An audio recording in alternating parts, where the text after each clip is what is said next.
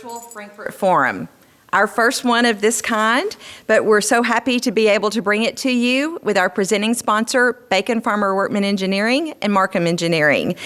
Thank you for joining us very much. I'm Sandra Wilson, president of the Paducah Chamber.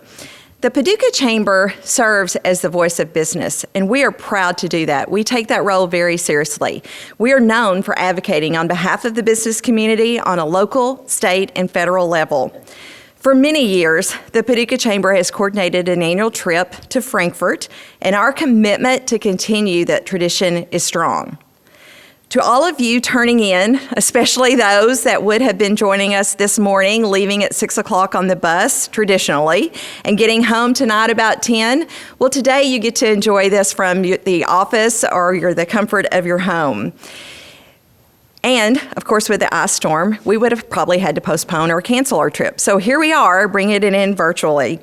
Our philosophy is this. We never want it to be said in our state or national capital that we are only noticed by our absence. We always want to be noticed by our presence. It's very important for us to maintain our presence in Frankfort and with our local legislators from across the state, and especially the administration as well. The relationships that we build in our advocacy efforts on behalf of our members in our community are critical. So since we can't be in person in Frankfort today, we're bringing Frankfort to you. Joining us today via Zoom, for our virtual Frankfort Forum, are business and community leaders from throughout the region, and many more than we would have been able to have on the bus with us.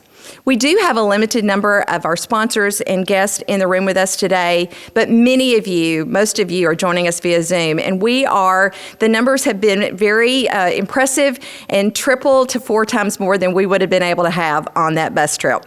So today you're going to hear from the state's top leaders as the legislature is in full swing. We have meetings focused on transportation infrastructure, COVID-19 liability reform, arts and tourism, and much more. Today, you're going to hear from both political parties, from the Republicans and the Democrats. And as you know, sometimes there are disagreements. The statements they make today are their own and may not always reflect the views of the Paducah Chamber. Our goal, however, is to keep you informed and to work with all of our state officials for legislation that will improve our community, our region, and our state. We encourage Governor Beshear and his administration and our Democrats and Republican legislators to work together. We want to raise awareness on these issues and to allow you, our local citizens, our local community, to hear from both parties. The Chamber takes positions for or against issues that impact our region. However, we do not endorse candidates or political parties. We understand the importance of the business community and what they do, how they create jobs, generate opportunity, and create a solid tax base. And we stand ready to help the legislature. We know our elected officials and cabinet leaders are working to tackle the state's most challenging issues. This is an excellent opportunity for us to hear from them about their thoughts and their concerns and what their priorities are.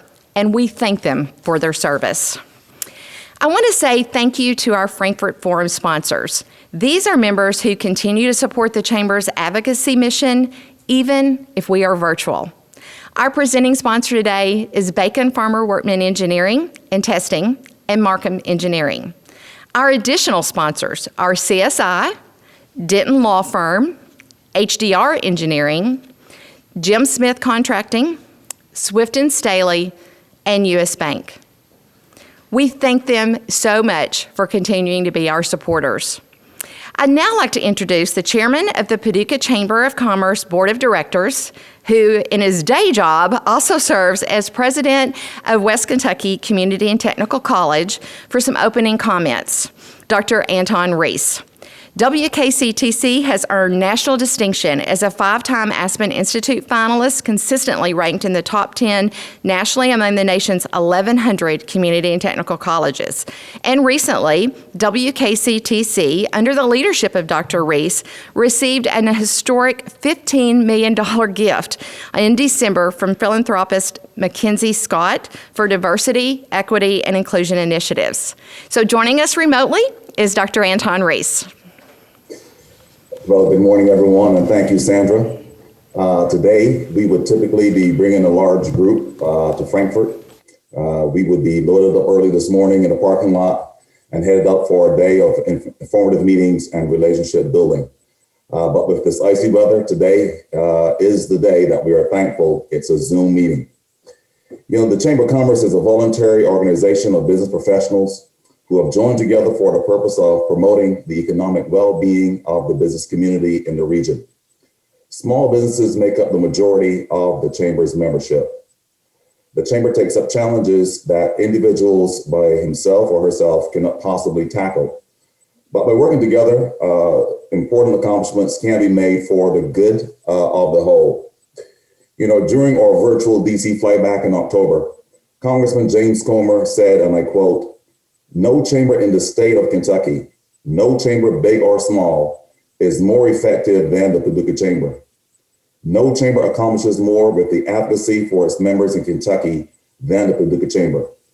And when you fly into Washington, no chamber brings the quantity or quality of people than the Paducah Chamber brings." He said Paducah has developed a reputation for achievement and quality. Isn't that a wonderful compliment and achievement to have a reputation for achievement and quality? Advocacy is our top focus for the Paducah Chamber. We dedicate a significant amount of our time and resources on business advocacy. Because of relationships that we've built at the local, state, and federal level, Paducah and McGarvey County have benefited by receiving millions of dollars in investments in our local economy in the form of jobs, business growth, and development. Now I would like to invite Brent Hausman to the podium. He has served as the Paducah Chamber's Vice Chair of Business Advocacy in 2020 and again in 2021. Brent? Appreciate that. As part of our program today, we want to review the Paducah Chamber's 2021 state legislative priorities. We develop these each year to let our legislators hear from the business community about what's important to us. The positions of support or opposition the Chamber takes are first vetted by the Chamber's Business Advocacy Committee. We meet monthly, the first Friday of the month at 12 noon, if you'd like to join us for any of those meetings. And this committee hears from experts on topics of interest, reviews documents presented, and conducts research before taking a position on any issue. All positions are then reviewed by the Chamber's full board of directors before taking a vote of support. Both groups are made up of a diverse representation of businesses and civic leaders who are committed to growing our community's economy. If that interests you, we invite you to join us. We unveiled our legislative priorities during a virtual public policy series forum back in December, and they are available for review at paducahchamber.org, or you will see them there on your screen. Our top priorities include infrastructure investment, tax reform, COVID-19 legal liability protection, and unemployment insurance modernization. Again, you can see more about that at paducahchamber.org.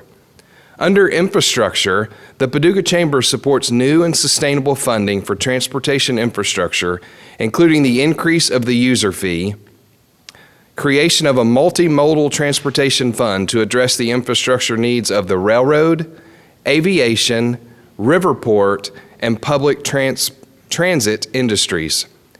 Additional funding for Barkley Regional Airport construction of a new terminal, and efforts to expand widespread wireless and broadband investments. We identified 6 local transportation projects in our priority list and made those available and made our legislators aware of those. We appreciate very much the support from the governor and the Kentucky Department of Aviation for Barkley Regional Airport for the $5 million for the construction of a new airport terminal that was announced in February of 2020. It seems so long ago. And while we don't have our hand out fully this session, we are continuing to look for additional funding needed to complete that project and other future projects at the airport and we will continue to work with the governor and our legislators. Under tax reform, we support modernizing the municipal funding options, including giving all cities the same abilities. Our focus is simply to level the playing field for all cities, to give all cities the same opportunity. A new position for the Chamber this year is COVID-19 liability protection for employers.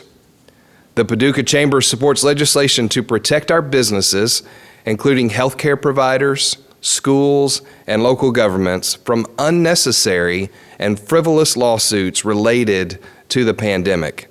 The threat of litigation will harm our economic recovery. This is why, along with a large coalition from across the state, we strongly support Senate Bill 5, which gives real protections to those who have protected us over the last year. Finally, modernizing unemployment insurance is critical for our state's long-term future. We support reforms to Kentucky's unemployment insurance benefit structure to keep costs and benefits competitive with other states and increase workforce participation. The pandemic caused our unemployment insurance trust fund to go from very healthy to now depleted. We are thankful Governor Beshear allocated federal CARES Act dollars to help shore up the trust fund and alleviate the burden on Kentucky businesses. Many would not have been able to survive without that. As they start to reopen and get back on their feet, the last thing we need to hit them with is this tax increase. The General Assembly must protect Kentucky employers from an increase in unemployment insurance taxes while protecting this vital support for employees. We appreciate the opportunity for the Chamber to speak with state leaders today on our top priorities.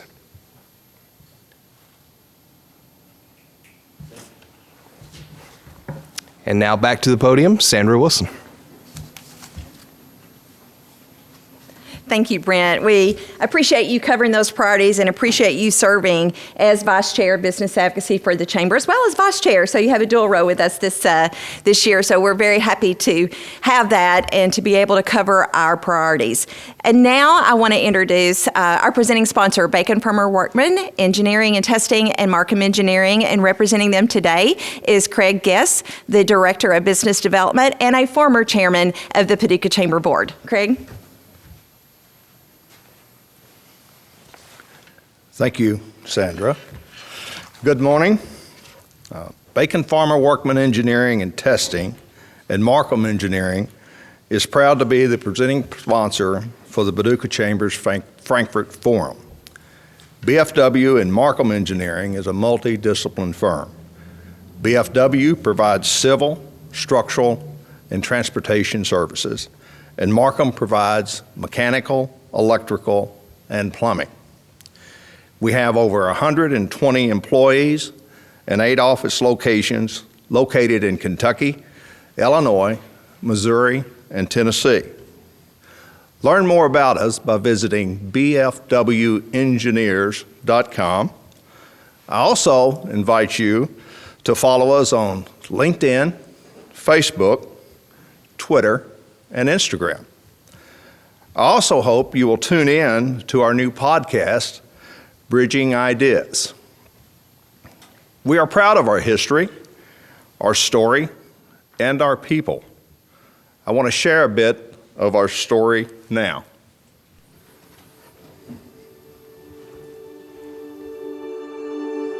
When I come into work every day, it is one of the most exciting times there is. I'm very passionate about what we do, but I'm most passionate about who I work with. Here at BFW Markham, we've tried really hard to instill a culture, but when you look at it as a whole, I do believe it's just a continued process of trying to grow as a company, to grow as individuals. We are looking at the person and who they are and their values.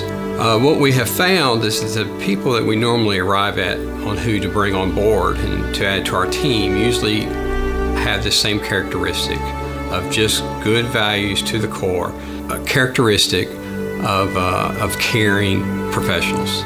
We expanded in a lot of different directions, and I think that's what, not more people that could do the same thing, but people that could do different things, and what allowed us to grow. Character and integrity is part of who we are, invaluably important to the company in our pursuit of excellence. And our people relentlessly pursue excellence in their everyday work. Every single person in this company makes up part of BFW, and we all rely on each other. We're big into helping one another, and when everybody is participating and being part of the team, it just makes it cohesive and it makes it easy for everyone to exceed at this company. When we've had the opportunity to work in close collaboration, we've been able to come up with solutions that exceed the client's expectations, but ultimately provide what we feel is the best solution for the end user. It's humbling to recognize that many of the projects that you work on will most likely outlive your own lifespan. And so you're leaving a legacy in the work and in the design that you complete, and you are earnestly hoping and trusting that the generations to come will look and be proud of the foresight that you as an engineer showed, the care that you showed in developing a project and that serves humanity long into the future. Think of BFW as your way of life, because the work that BFW does is one of the most important assignments any company can do. Think of it like moving from your house to your office. You use a road. You need a safe and reliable transport to go to your office. It's wanting to do everything the right way, not taking any shortcuts, exceeding their expectations, putting the work first, wanting it to be correct. When you walk in the door here, you better be switched on. You will be challenged from the moment you walk in the door to the moment you leave. You'll be challenged to adapt, to be flexible, to be able to pivot, to come up with a solution for a problem without your ego getting in the way. It is just the way the day goes here at BFW Markham Engineering.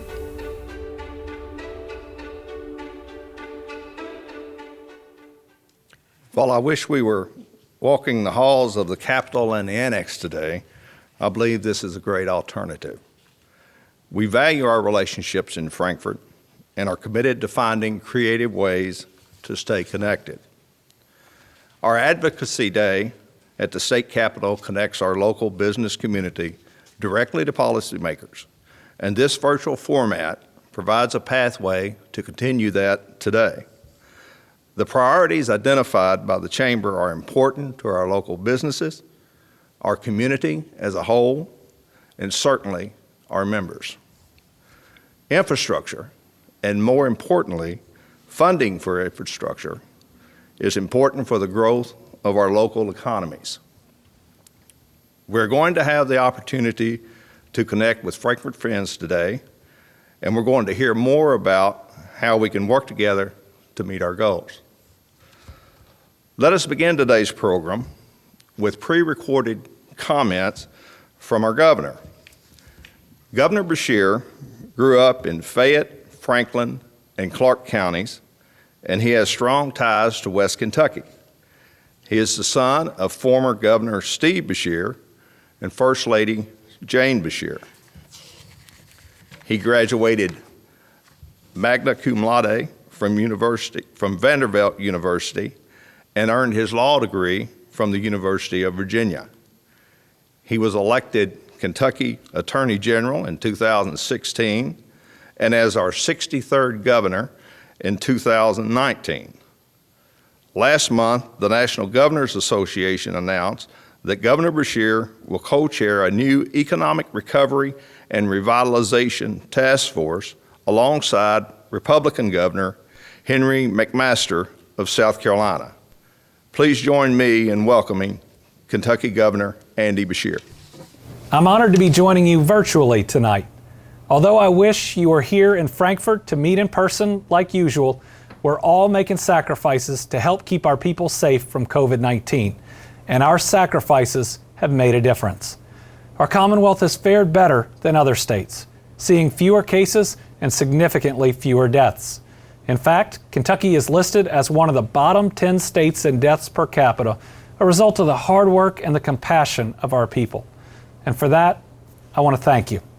As leaders within your community, you've helped lead by example, showing your community members the importance of doing what it takes to protect one another. That is what the Team Kentucky spirit is all about. Just this week, I was able to announce the 4th straight week of declining cases in the Commonwealth. That's the first time that has happened since the pandemic began.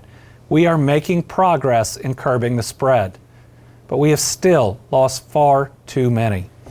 On February 6th, we surpassed 4,000 Kentuckians lost to COVID-19. My faith tells me these are all children of God, that each one matters, and that each Kentuckian lost is irreplaceable. That is why we must remain vigilant in this battle, especially now that we have seen a shot of hope in the safe and effective COVID-19 vaccines. Just think, it was nearly a year ago, last March 6th, when we reported the very first case of coronavirus in Kentucky. At that time, my administration understood the stakes and the gravity, and we responded quickly. We took decisive action to implement requirements for facial coverings and other policies that have protected Kentuckians and have suppressed each of the 3 major new waves of infection that have threatened our people. We built a robust testing program across the state with many community and business partners. We now have over 360 locations throughout the Commonwealth. We've tested more than 4 million people. Anybody who wants a test can get one. We created and maintained a strong 120-day stockpile of personal protective equipment.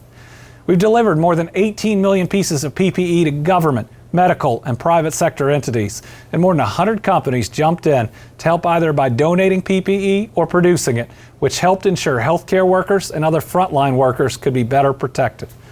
The Kroger Testing Partnership, which originated in Kentucky, provided 70,000 tests and is now the national model that the federal government uses for surge testing. That partnership has now evolved into regional vaccination sites throughout Kentucky, sites that are growing weekly as our efforts have grown our efficiency and effectiveness at administering the vaccine. We now outpace the supply given to us by the federal government week after week. In addition to our first regional site with Kroger Health at the Lexington Horse Park, we now have announced locations in Bowling Green, Murray, Glasgow, and Northern Kentucky. And on Monday of this week, our local health departments across the state received doses to help better reach Kentuckians through our local communities and to address issues of fairness and equity. Despite the challenges posed by limited supplies, we've made tremendous progress, only having received the first shipment on December 14th of 2020. Our frontline healthcare workers, emergency crews, and essential workers are being vaccinated, as are our residents in long-term care and assisted living facilities. Today, our regional efforts are prioritizing Kentuckians ages 70 and older. Unfortunately, our one issue is supply. We need you as community leaders to urge patience in your area. We're advocating daily for more supply, and just recently, we were rewarded by the President's COVID team with an increase of about 17% in doses, followed by another increase of 5%. It's a good start, but we've shown we can handle more. We will keep working to try to get more doses as we continue to efficiently administer those doses that we receive. I give my word, everyone will receive their shot of hope in time. Since the start of the pandemic, Kentucky has also provided more detailed data and information in real time to the people of Kentucky, including cases, infection demographics, positivity rates, and now vaccination efforts, just to name a few. We distributed $1.6 billion in Coronavirus Aid, Relief, and Economic Security Act funding, that's CARES. That included $40 million to create a food and beverage relief fund to help our local restaurants and bars who are greatly impacted. We also set aside $298 million to pay benefits and unemployment insurance system improvements and $200 to $300 million to help repay the federal unemployment insurance loan. The record level of unemployment spurred by the pandemic and years of painful staffing cuts, location reduction, and a failure to upgrade an IT system whose coding is older than I am have certainly slowed the state's ability to help many Kentuckians who lost jobs through no fault of their own. But we are committed to doing more to fix these historical issues now. The CARES Act funding was absolutely critical. It cycled through our economy, helping to avert budget cuts and maintain a balanced budget. Now, a year later, we know that an effective virus response goes hand in hand with sustained economic recovery, because every spike in COVID cases and deaths also causes a cascade of interruptions to businesses. We have seen it over and over this year, and it's placed a significant burden on many of you.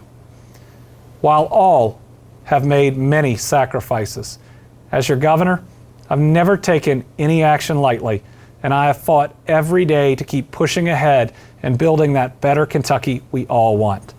We've also fought to create good-paying jobs, put education first, and ensure health care is a basic human right. And while we're doing it, all while fostering retirements that are healthy and working to treat each other with dignity and respect. In 2020 alone, Team Kentucky worked on more than 270 economic development projects totaling in excess of $2.56 billion in investment by private sector companies. Those will create more than 8,700 full-time jobs for Kentuckians. In 2020, the average incentivized wage through November on jobs created averaged $21.66 per hour, one of the highest in years. We supported our rural communities with more than $124 million invested in 160 projects that are going to diversify regional economies, and they're going to provide clean drinking water. And we provided millions to support our agricultural economy to spawn innovations that will feed future generations.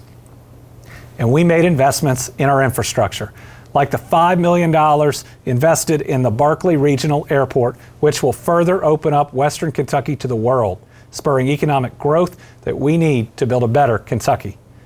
We are called to look ahead, not with fear, but with courage.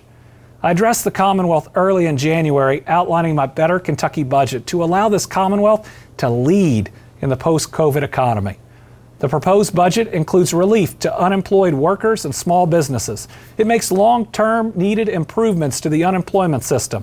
It provides assistance for more Kentuckians to attend college or earn a certificate, and it expands broadband. It also includes raises for educators and state employees, an extra $100 million to build and renovate schools, funding increases for K-12 and higher education, fully funding for our retirement system and for Medicaid, money for additional social workers, an additional $100 million put in the rainy day fund, which, under our leadership, is now at the highest level ever. We're also working to spur innovation, like at the grand opening for App Harvest this year. App Harvest opened the most sophisticated greenhouse we've ever seen in North America. It's one of the largest buildings in the world, and we believe it has one of the most sophisticated LED lighting systems ever created. It's serving as an anchor to help us turn Kentucky into the agri-tech capital of the world, something that Western Kentucky is going to be a big part of. Because this is the kind of vision we must have right now. Innovation in every sector of our economy means we can grow together and attract more investments. That we work on creating the jobs of the future and not chase the jobs of the past. Perhaps our next major investment will take place in your backyard. There is so much opportunity. But let me be clear, we don't have the time or the energy to partake in political fights. They leave us empty-handed and behind other states. When the focus is on fighting, our economy and Kentucky families lose. They're not worried about who has what power. They're looking for a better life. We have to be better. We must rise to the occasion and work towards the common good of our Commonwealth for all our people. And I can assure you, I'm committed to doing that each and every day, and I will work with anyone who wants to put the bickering aside and truly look to our future and move us forward. While the road ahead will be challenging, let's remember what we have in common. We have grit, determination, and the know-how to continue our effective virus response, and we need our great business community to help us defeat this virus once and for all. This generation, our generation, has been asked to do a lot. We've been asked to beat a once-in-a-century pandemic, but we're also called to build a better world, a better Kentucky where everyone matters. I pledge I'm going to do everything in my power to make sure Kentucky leads in the post-COVID economy. And I also pledge to lead in ways that show love, compassion, and understanding. This is likely one of the most important and formative years for Kentucky in a generation, both for our economy and the soul of our country. Let's get to work on building a better Kentucky. Thank you, and God bless. Well, back to Paducah, and then we're going to be going back to Frankfort now. Thank you. Governor Beshear did record that message a few days ago, specifically for the Paducah Chamber. So we really appreciate him joining us. We appreciate the support we've had from the administration with the recent funding for our Berkeley Regional Airport, and we look forward to working with him in the future. But now we're very happy to have joining us Senator Damon Thayer. And Senator Thayer is Kentucky's Senate Majority Floor Leader. He was elected to that position in January of 2013. He's the third Republican to serve as Majority Leader of the Kentucky State Senate. Senator Thayer was elected to his sixth term in 2020. He represents Grant and Scott counties and the southern part of Kenton County. As a member of the Senate leadership, Senator Thayer serves on the Committee on Committees, the Rules Committee, and the Legislative Research Commission. Before being elected to his leadership post, he chaired the Senate State and Local Government Committee from 2005 to 2012. As chairman, he played a pivotal role in crucial issues such as pension reform, redistricting, election law, special districts, government ethics, and transparency. We really appreciate the opportunity for him to allow the people of West Kentucky to hear from Senator Damon Thayer. So thank you for joining us. Good morning, everyone in Paducah and McCracken County. I hope you're doing well. I just actually rolled into Frankfort a few minutes ago. It's a little slow going over here this morning with some ice and snow that we got last night. Hope you all didn't get hit too hard down there. We are in session today. The governor shut down the executive branch, but the legislative branch goes on. We are on the 14th day of our legislative session. And while a lot of my meetings have canceled, we're on a 2-hour delay. So session will begin today at 4 p.m. Eastern time.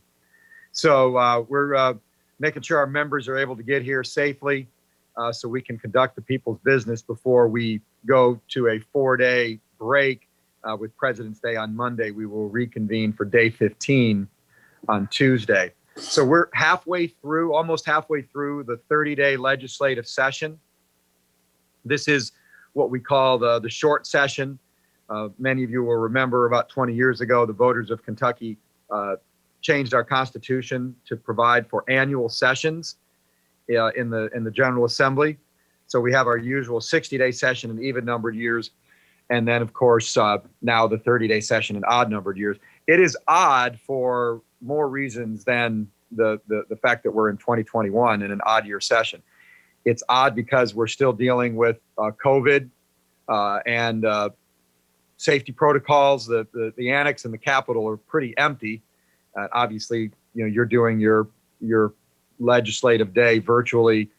It's very strange walking around these halls and not having the buzz of people, lobbyists, citizens coming in to talk to their legislators. We don't have pages. We don't have interns. If people want to come see us, they have to be put on a list and be invited in for a meeting, and very few seats down in the cafeteria. And it's all very strange, and we have to get our temperature checked when we get into the Capitol every day. Nobody's allowed in the galleries, very few people on the floor of the Senate. So it's very odd in that respect as well. What also is odd is we're doing a budget this year. Normally, we do the budget during the even-numbered years for 2 years. Our biennial budget starts every year on July 1st. But last year, when COVID had just hit, we felt there was no way that we could predict what revenues were going to be like and what the economy would be like during the second half of the biennium, which begins July 1 of 2021. So we passed a 1-year budget, and now we are working with our friends in the House, including your state representative and my good friend, Stephen Rudy. He is my colleague in the House as their House Majority Floor Leader. So we work together very closely. So we're working on the budget, and we're looking at, for the most part, doing a continuation budget for the second year of the biennium. Most every appropriation will be the same, and that's good news. I mean, no cuts. It looks like we budgeted to the most pessimistic or least optimistic forecast provided to us by the economists at the Consensus Forecasting Group. So that was a wise decision that we made a year ago. And so because of that, we pretty much can budget back to those numbers without making any deep cuts. No increases are forecast at this time. I'm in the room where it happens. If you're familiar with the musical Hamilton, you'll know that song, The Room Where It Happens. I'm on the conference committee working on the budget along with Leader Rudy, and don't see any deep cuts. We've got mostly continuation items and a couple of outstanding policy items that we're negotiating with the House that have an impact on the budget. So that's sort of the biggest looming thing that's happening out there. We passed 6 bills in the early days of the session that the governor vetoed. We overrode all of those vetoes. And as expected, he's suing us to try to get his way to continue running the state unilaterally as he's been done during the 300+ days of 15 days to flatten the curve. That's how it all started. 15 days to flatten the curve, and now we're at 300+ days into a state of emergency. And we passed bills and overrode the vetoes on a number of bills that would limit executive branch powers during a state of emergency. You know, the Constitution doesn't sleep even during a pandemic, and we feel like the governor has really overstepped his bounds and should have engaged the General Assembly much earlier, well, actually at all, since he has yet to engage us. And these bills would assure that a state of emergency cannot continue in perpetuity. One of the number one aspects of the bills we passed would limit future states of emergency to 30 days and then require the General Assembly to be called in and consulted and would have to pass a bill to extend that state of emergency. So the budget, the executive authority bills that we passed, vetoes overridden, a couple of them are going to be worked out in the court. And then the other big news story here is the historical horse racing bill, Senate Bill 120, which I'm a co-sponsor of. You know, we all have our areas of expertise, and horse racing is mine. I moved to Kentucky in 1992 to work in the horse racing business. Got sidetracked into politics 18 years ago when I was first elected to this job. But I know the inner workings of the horse industry very well, and I realize the importance of the historical horse racing machines to support purses in Kentucky. The higher the purses, the better the racing, the more people come here to race. And because of 10 years of historical horse racing, we're within about 2 years of having the best year-round racing circuit in Kentucky. People are coming here from New York and California and Florida. It's very, very difficult to race year-round in New York. They have a major workers' compensation problem there that makes it very prohibitive to do business. California has a lot of political problems when it comes to horse racing, and so we're really on the cusp of something really great here.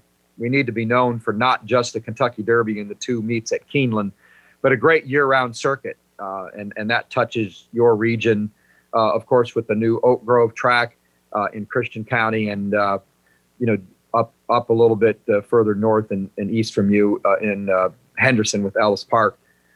So that bill, I believe, will be voted on in the House of Representatives today, and that's made a lot of headlines in the past few weeks, so I thought I would address that.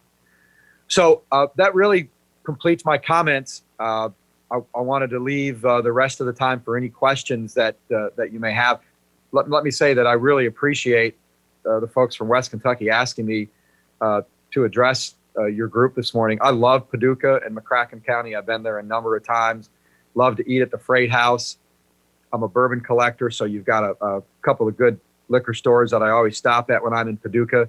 And your state senator, Danny Carroll, is a very good friend of mine. Some people say we are each other's doppelganger, and we have similar personalities, as we note from time to time. But Danny's a very good friend of mine. I enjoy working with him here, and I already told you how much I enjoy working with Leader Rudy. And you're very fortunate to have a major seat at the table with your state representative being majority floor leader. He too is in all the rooms where it happens. And that gives you an outside voice to have him in leadership. So that completes my comments, and I'd be happy to open things up to questions now. So, Senator Thayer, we're going to do some split screen here that we're adding in at the front in the Commerce Center, which, by the way, is just down in the same building as the Freight House restaurant, one of our favorites too, and a great chamber member. They were actually our Entrepreneur of the Year before. We have with me, I have Brent Hausman, who's vice chair of the chamber and also the vice chair of our business advocacy. You probably remember him from his service in the legislature a few years ago. Craig Guess, who's the director of business development for Bacon Farmer Workman, who is our sponsor today. And coming in a few minutes virtually should be the president of West Kentucky Community and Technical College, Dr. Anton Reese, who serves as the chair of the board for the Paducah Chamber. So we really appreciate you joining us today. I can tell you, yes, we had some ice here in Paducah too, so we were a little bit worried, and I'm sure your assistant thinks I've just worn her out, making sure you were going to be on with us today. So thank you for taking the time to join us. We think it's important for people in West Kentucky to hear from legislators from throughout the state. And of course, if we'd been coming by bus today, we would have had to postpone or cancel, so I guess it worked out well that we're doing this virtually. I'm going to ask Brent or Craig or Dr. Reese if any of you have a question to start with. Sure. Senator Thayer, thank you for your time this morning. Thank you for being with us. I know you're always very willing to do that, and you're one of the conscientious legislators, and enjoyed our time working together on state and local government committees back in the good old days, as they say. We just thought it was tough back in 2008 and 2009, and look where we are now. So Senate Bill 5 gives liability protections to businesses and organizations, schools and individuals, of course. The Kentucky Chamber believes Senate Bill 5 takes care of much of the liability risk. Can you talk a little bit more about that bill, kind of where you see it going? Obviously, I know your support of protecting folks in frivolous lawsuits and so forth, but can you talk more about Senate Bill 5? Sure, Brent, it's good to see you. I thought I recognized you on my little tiny Zoom screen here. It's good to see you, and I certainly enjoyed working with you when you were in the State House, and you were here when we were dealing with the fallout of the Great Recession of 2008, and those were certainly tough times. But this I hope this is a once every 100-year pandemic. That's all I have to say. I'm a co-sponsor of Senate Bill 5. It's one of our priority bills in the Senate, and I expect it to move next week. President Stivers, the sponsor of the bill, you know it's a big deal when the Senate president sponsors it, is still working on negotiating some narrowly tailored language that some of the trial attorneys in both of our chambers, the House and the Senate, had brought concern. So it's going to be a little bit more narrowly tailored to make sure it just covers COVID-related incidences, but I do expect it to move next week. And once it comes out of committee, it'll move pretty fast. I've already given it 2 readings, I believe. Let me just double check here. Let's see.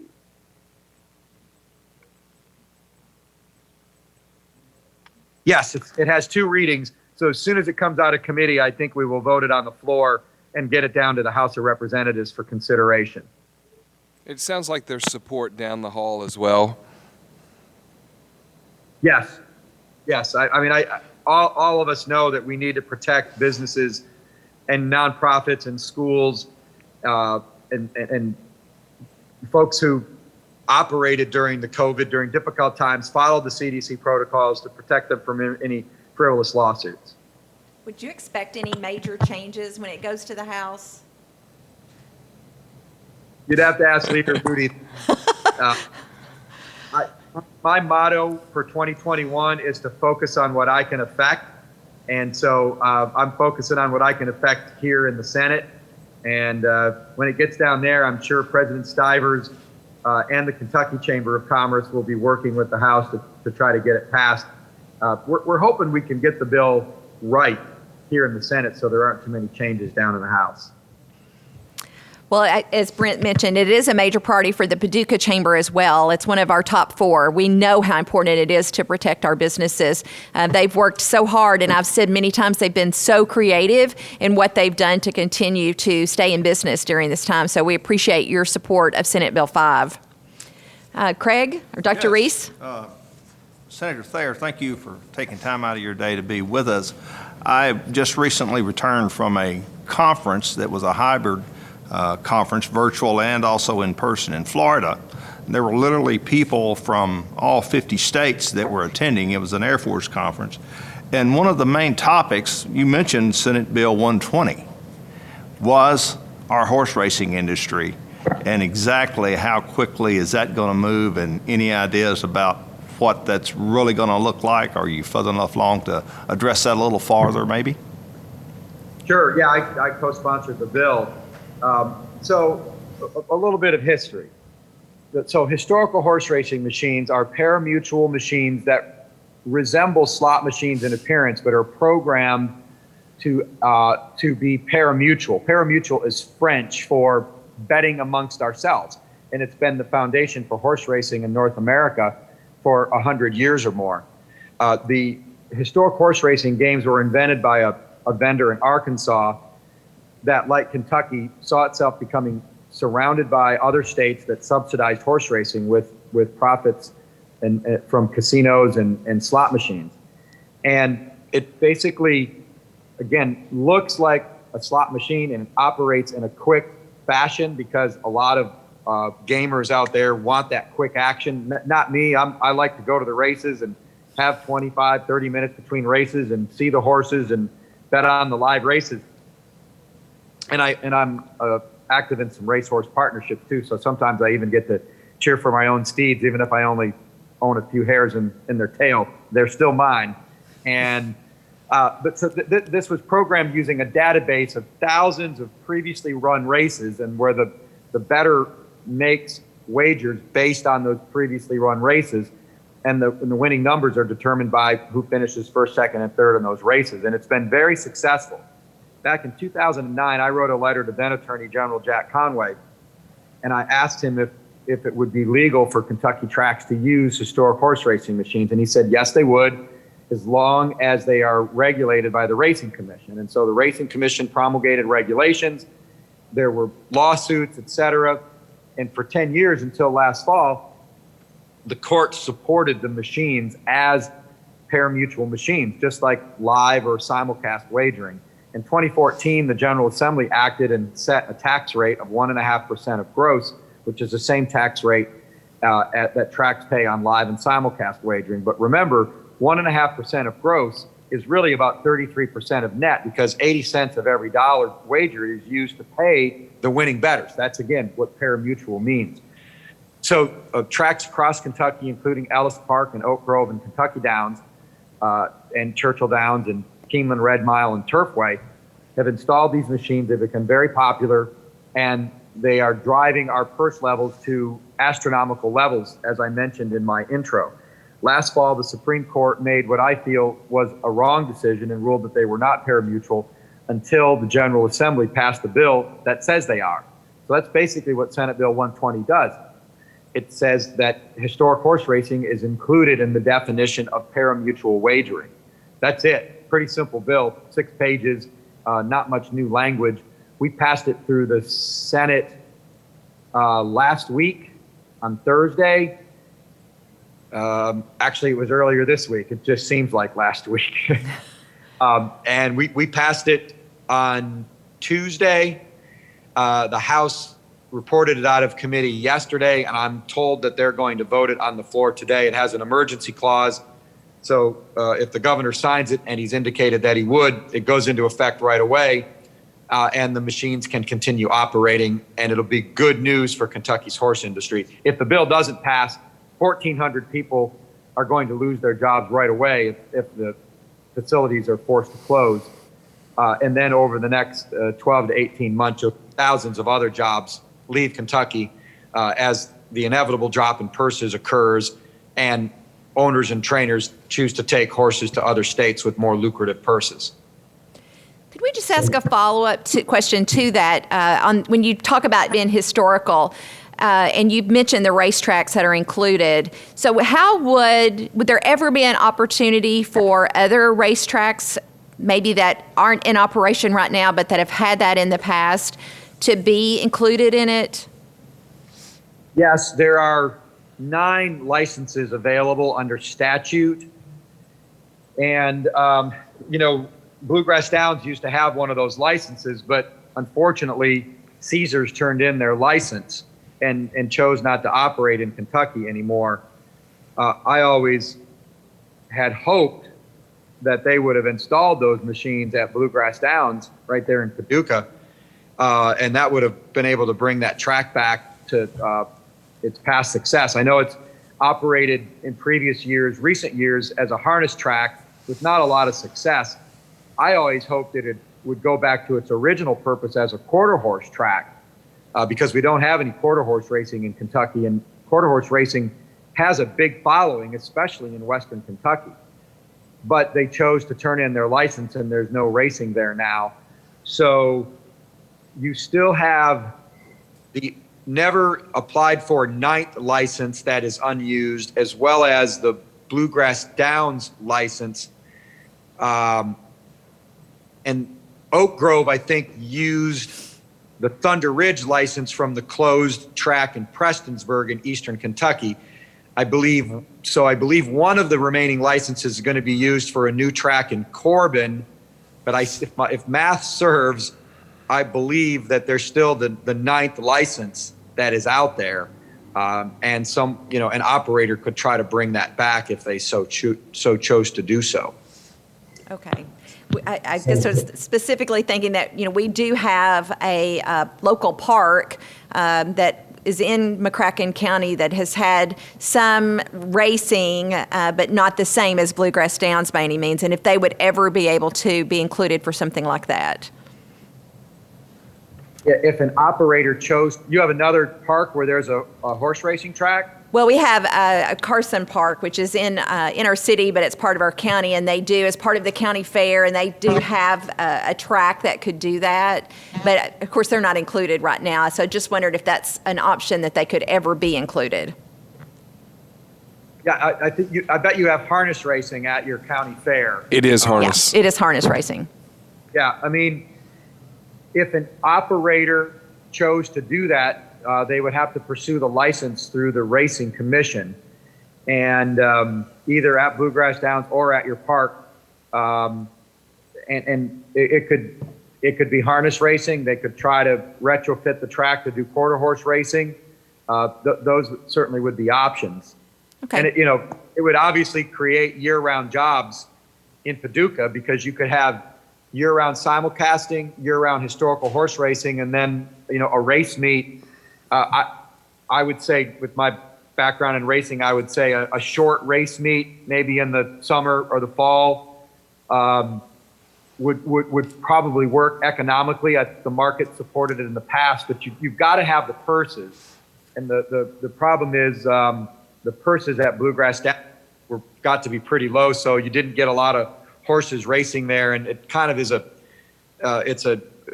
it's a circular model. You've got to have good purses to get good horses, to create more wagering on the races, to create higher purses, to get horses. You can see how the circle works. And the circle got broken at Bluegrass Downs. And so, I would certainly think that's something, somebody might want to look into. Yes, we will. Thank you. I know Dr. Reese has a question.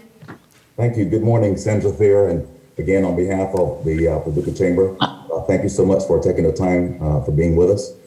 I want to shift my questioning around the broad arc of infrastructure as you talked about the continuing budget. First part, under the educational sector, and by the way, thanks for your continued support for higher education. One of our challenges in our rural areas continues to be Wi-Fi access and broadband. So the first part of my infrastructure question, is that under consideration as part of the continuation budget, how we could get more particularly online education to our rural students? Yeah, yes. The short answer is yes. The longer answer is COVID has exposed a lot of strengths in our economy think Amazon and DoorDash and things like that, it's exposed a lot of weaknesses too. And with virtual learning and the unfortunate shutdown of our schools, by the way, I think kids should be back in school. CDC says that's the best place for them to be and that they're not vectors for transmission. With the virtual learning, it's exposed the gaps and the holes in our broadband network. And so, yes, we are looking at the best way to deploy resources into rural areas to try to increase access to broadband. And by the way, I live in the fastest growing city in Kentucky, Georgetown, and we still have gaps in the city limits of Georgetown. So it's all across the state. No area has an exclusive on the need. And that is something we're certainly grappling with right now to figure out the best way to deploy resources. We want to make sure that it doesn't turn into a boondoggle and that the money is spent wisely and invested wisely to make sure that, especially the big issue is the last mile. You know, the Connect Kentucky project is supposed to be about the middle mile. We're looking at ways to try to get last mile broadband actually into homes and businesses. Thank you. And then my second follow-up, and maybe Brent may expand a little bit, as part of the good priority with infrastructure. You know, as you know, coming into Paducah, you got to come by bridge, certainly by road or by river. And certainly for part of our economic development initiatives, even in the widening of, I believe it's US 60 or 62 for economic development. So any discussions as part of the continuation budget around transportation access related issues? Yeah, I don't think you're going to see us increase the gas tax. I don't think there's enough support for doing that, especially in the middle of the pandemic. And now we're seeing gas prices go up, unfortunately, with the new policies coming from President Biden, unfortunately. I don't think raising the gas tax on fossil fuel vehicles is the right way to go. We are looking at trying to free up some money in the road plan to create a pool of money for new roads and bridge projects. I can't get into too much detail, but that's something we're looking at.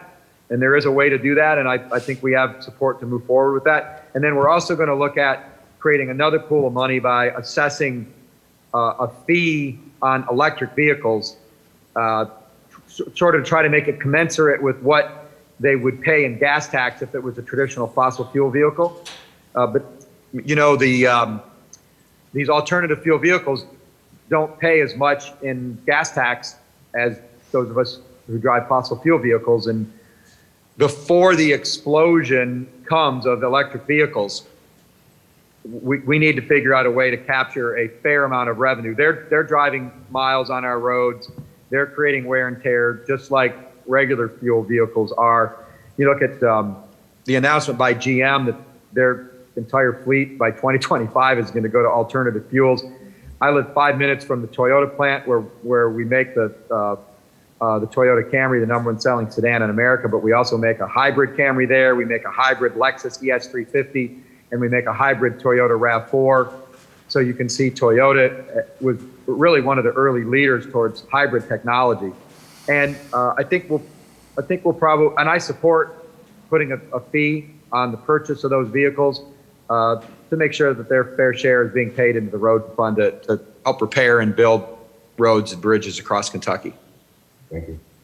That's a top priority of ours, Senator Thayer. You know, we're located here on the river, so the river, the airport, the roads and rail and bridges, they're all very important to our part of the state, as they are all of the state, but they're very important to us as well.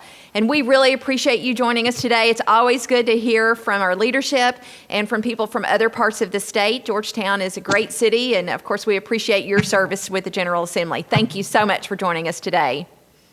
Thanks for having me. Stay safe and have a great rest of the day. You too. We'll see you soon. Thank you. Bye-bye. Our next speaker today is joining us, I'm assuming either from Frankfort or Louisville. Our next speaker is Senate Minority Floor Leader Morgan McGarvey. And Senator McGarvey was elected in 2012 to the Kentucky State Senate and represents the 19th District of Jefferson County. Senator McGarvey is an attorney for Morgan Pottinger McGarvey. He is a graduate of the University of Missouri with a BA in journalism and the University of Kentucky College of Law. Upon taking office as a Senate Democratic floor leader in 2019, Senator McGarvey became one of the nation's youngest members across the state legislatures to serve as a party floor leader. His Democratic colleagues in the Senate reelected him to this position once again in 2021. So welcome to Paducah, Senator McGarvey. We wish we were in Frankfort with you, but we're really appreciative of you joining us today. Good morning. Thank you for having me. I wish we were together today in Frankfort, and I will apologize. As you can probably tell right now, I'm actually not in Frankfort at this moment. I will slide my way there in a few minutes. So if you hear any strange noises, also know that I have 3 children, 9 and younger, in the house as well, and my wife, who is conducting Zoom work calls from here, which is probably something a lot of you all can identify with. 2020 has been quite the year. And as we gather here this morning, it almost seems like 2020 has continued into 2021. I know you all have incredible ice problems down there. Schools closed in McGarvey County. I-24 has been rendered into a parking lot. And of course, today is the first day in a long, long time that this group has met without Albert Jones being a presence in Paducah. And let me just say personally, what a legend he was for all of us in the legal community in Kentucky, for those of us in the political arena in Kentucky, and anybody who just happened to meet Albert. What an incredible person. He lived with a twinkle in his eye, always had a wonderful story. I think the last time I ran into Albert, I would run into him every 4th of July over at Mark Bryant's house. And the last time I saw him was in 2019. We didn't go down last year in 2020. And just always enjoyed talking to him. And you wanted to hear his stories, but then the interest he had in you and how he still wanted to know, what was the General Assembly doing in Frankfort? Why did you do this last session? Just a truly wonderful guy. And so I just want you to know that your loss is shared in Frankfort and Louisville and throughout the Commonwealth. So let's get to what we're doing right now in Frankfort. This is an incredibly weird but important session. It's a short session. We're here only 30 legislative days before we go home on March 30th. But we have to pass a budget. We have to deal with the effects of the pandemic. We have to prepare Kentucky to come out on the other side of it. Right now, we haven't done it. We're on our 13th legislative day today, and we have not passed many of the relief efforts which are necessary for people and for businesses to thrive. If we're going to talk about Hamilton songs, I think it's important as my kids listen to the Hamilton soundtrack to remember the one that says, "History has its eyes on you," because we are going to look back on this session and look at what we do and what we don't do as being critically important. And let's face it, as we look at Kentucky's budget, the pandemic, it didn't create as many cracks as it exposed the cracks that were already there. Our infrastructure has been underfunded for years. Our education efforts have been underfunded for years. State government, as it currently exists, does not have the funds required to operate it. Now, there are choices you can make in that regard. But you either have to radically change the way we do government, or you have to find ways to fund the government that we have. Those are incredibly important things that we need to be working on this session and things you see down in Paducah. I am happy to report I do believe the funding will come for the new terminal at Barkley Regional Airport, something that's needed. But you know the importance of roads in and out of your community. You know the importance of the waterway and of railways and of air travel, especially as we try to keep the true Western Kentucky, I can say the true part of Western Kentucky, it connected to the rest of the state and the rest of the country. These are things we have to work on. We've seen businesses and people suffer during this pandemic, whether you're in the Purchase, like I said, or whether you're in my area up in Louisville. And there is pandemic relief available. We have one-time federal money that has come into Kentucky's budget. We need to go ahead and get that relief out there. The governor's proposed budget had $200 million available for small businesses. Let's not wait. I think you can get Democrats and Republicans to agree. People are suffering because of this pandemic. We have tools available to help. Let's use them, and let's use them now. My mom had a sign on the refrigerator when I was growing up that said, if it weren't for the last minute, nothing would ever get done. Now, I know that's probably true in some instances, but let's not make it true here. Let's not wait till March 30th to get some of these incredibly important initiatives done. We also need to see Democrats and Republicans come together on our infrastructure needs and issues. We've known for a long time that we need to reform the gas tax and the gas tax formula in Kentucky. to meet Kentucky's present day infrastructure needs. This is something that whether you are an urban, rural, Democrat, or Republican legislator, there's probably agreement on. So let's go ahead and work together to move that process forward. It needs to happen, and let's go ahead and make it happen. So I just, I don't want to talk your all's ears off. I could go all day about the policy concerns in Frankfort, but I know it's not nearly as much fun and on Zoom as it is to hear someone ramble as it is in person, even if it's ever fun to listen to someone ramble in person. Just want to say I'm happy to take your questions. Appreciate everything you all are doing. Love coming down to Paducah, and whether it's going through the revitalized downtown or whether it's just visiting with friends down there, it's wonderful to be in West Kentucky, and a joy to be with you this morning. Well, thank you, Senator McGarvey. Obviously, you bring a different side to our virtual forum today, and so we're really happy to be able to include that from the leadership from the Democratic Party and from you with the Senate. I want to say thank you so much for mentioning our Mayor Albert Jones. We really appreciate that. He was very much a member of our community that we valued. He was very active with our Paducah Chamber. Actually, back in the 1990s, he had just been elected mayor when I was serving in the volunteer role as the chairman of the board for the Paducah Chamber. And I remember very well how important infrastructure was to him back then. From roads to our industrial parks and economic development, he really focused on that a lot during his term as our mayor after successfully completing a long career, I believe, as an FBI agent. I'm not exactly correct for sure on that one, but he had a long career of public service. So thank you for mentioning that so that we can also honor Mayor Albert Jones today, who we've just lost this week. I want to just tell you who's here at the table with me this morning to help answer questions. Ask those. We're going to rely on you to answer those. But I have Brent Hausman. You may remember him from his years in the service with the General Assembly. He serves as the Vice Chair of the Paducah Chamber and Vice Chair of our Business Advocacy Committee, and he's with us today to help ask questions. And then also I have Craig Guess, a former chairman of the Paducah Chamber Board, and he's representing our sponsor, Bacon Farmer Workman. And coming on the screen just in a few minutes is Dr. Anton Reese, who is the chairman of our board now and president of WKCTC, our community college. So I know you have talked a lot about the revenue, and I think you guys took a very pessimistic, that was talked about earlier, view whenever the pandemic hit, and you pretty much abruptly had to end in 2020 when the pandemic hit. Where are you seeing that now? Could you see that we could make some more changes? Thanks for that question. And yeah, I'll start off by saying that I think that was actually a good bipartisan success from last session. There we are getting ready to throw the budget together. A lot of work's gone into it, and everybody said, wait a second, the old forecasts are now out the window. Let's put the brakes on.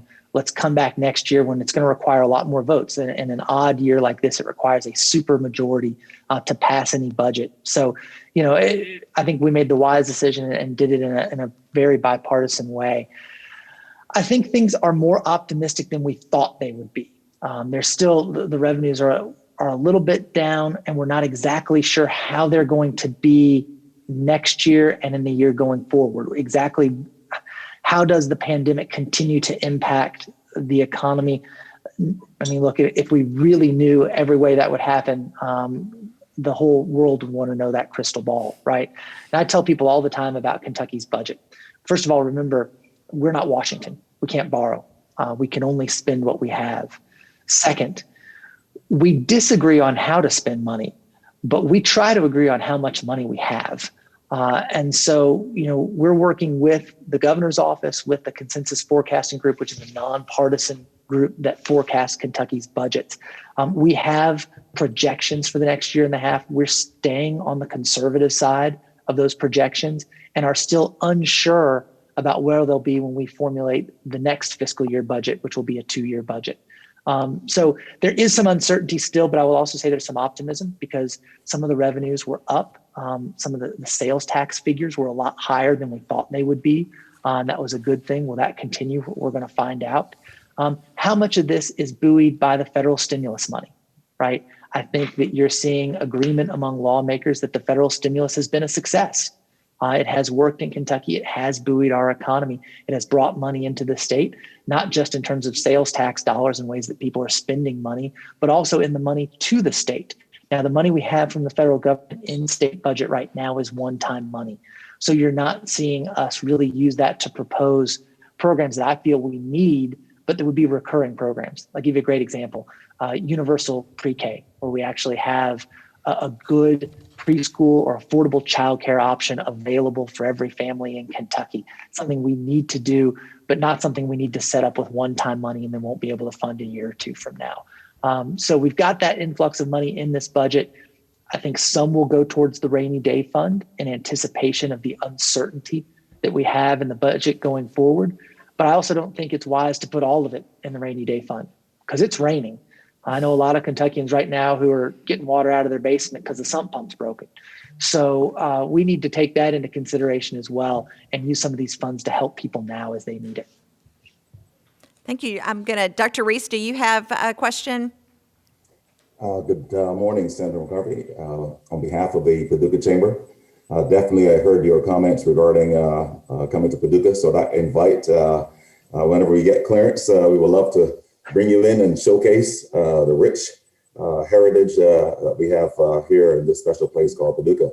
So my question revolves around infrastructure, and is a two-parter. The first I want to bring into the educational realm as a higher ed leader, and definitely want to thank you for your support of education. So one of the challenges that we face, and certainly COVID magnified this, was access to education, particularly in our rural areas. We have several counties, rural areas, poor Wi-Fi and broadband access. Is there any consideration within the continuation budget to address those issues? Would be my first question. Yes, absolutely. And it's so important that we need it. We have seen, as I said, this pandemic has exposed cracks that were already there, and we now see how big they are. When you've got kids all over Kentucky sitting in a McDonald's parking lot because it's the only place they can get the internet to be able to go to school, that's a failing, and it's a failing of government. There is at least 50, I've seen a figure as high as $100 million in this budget proposed by the governor.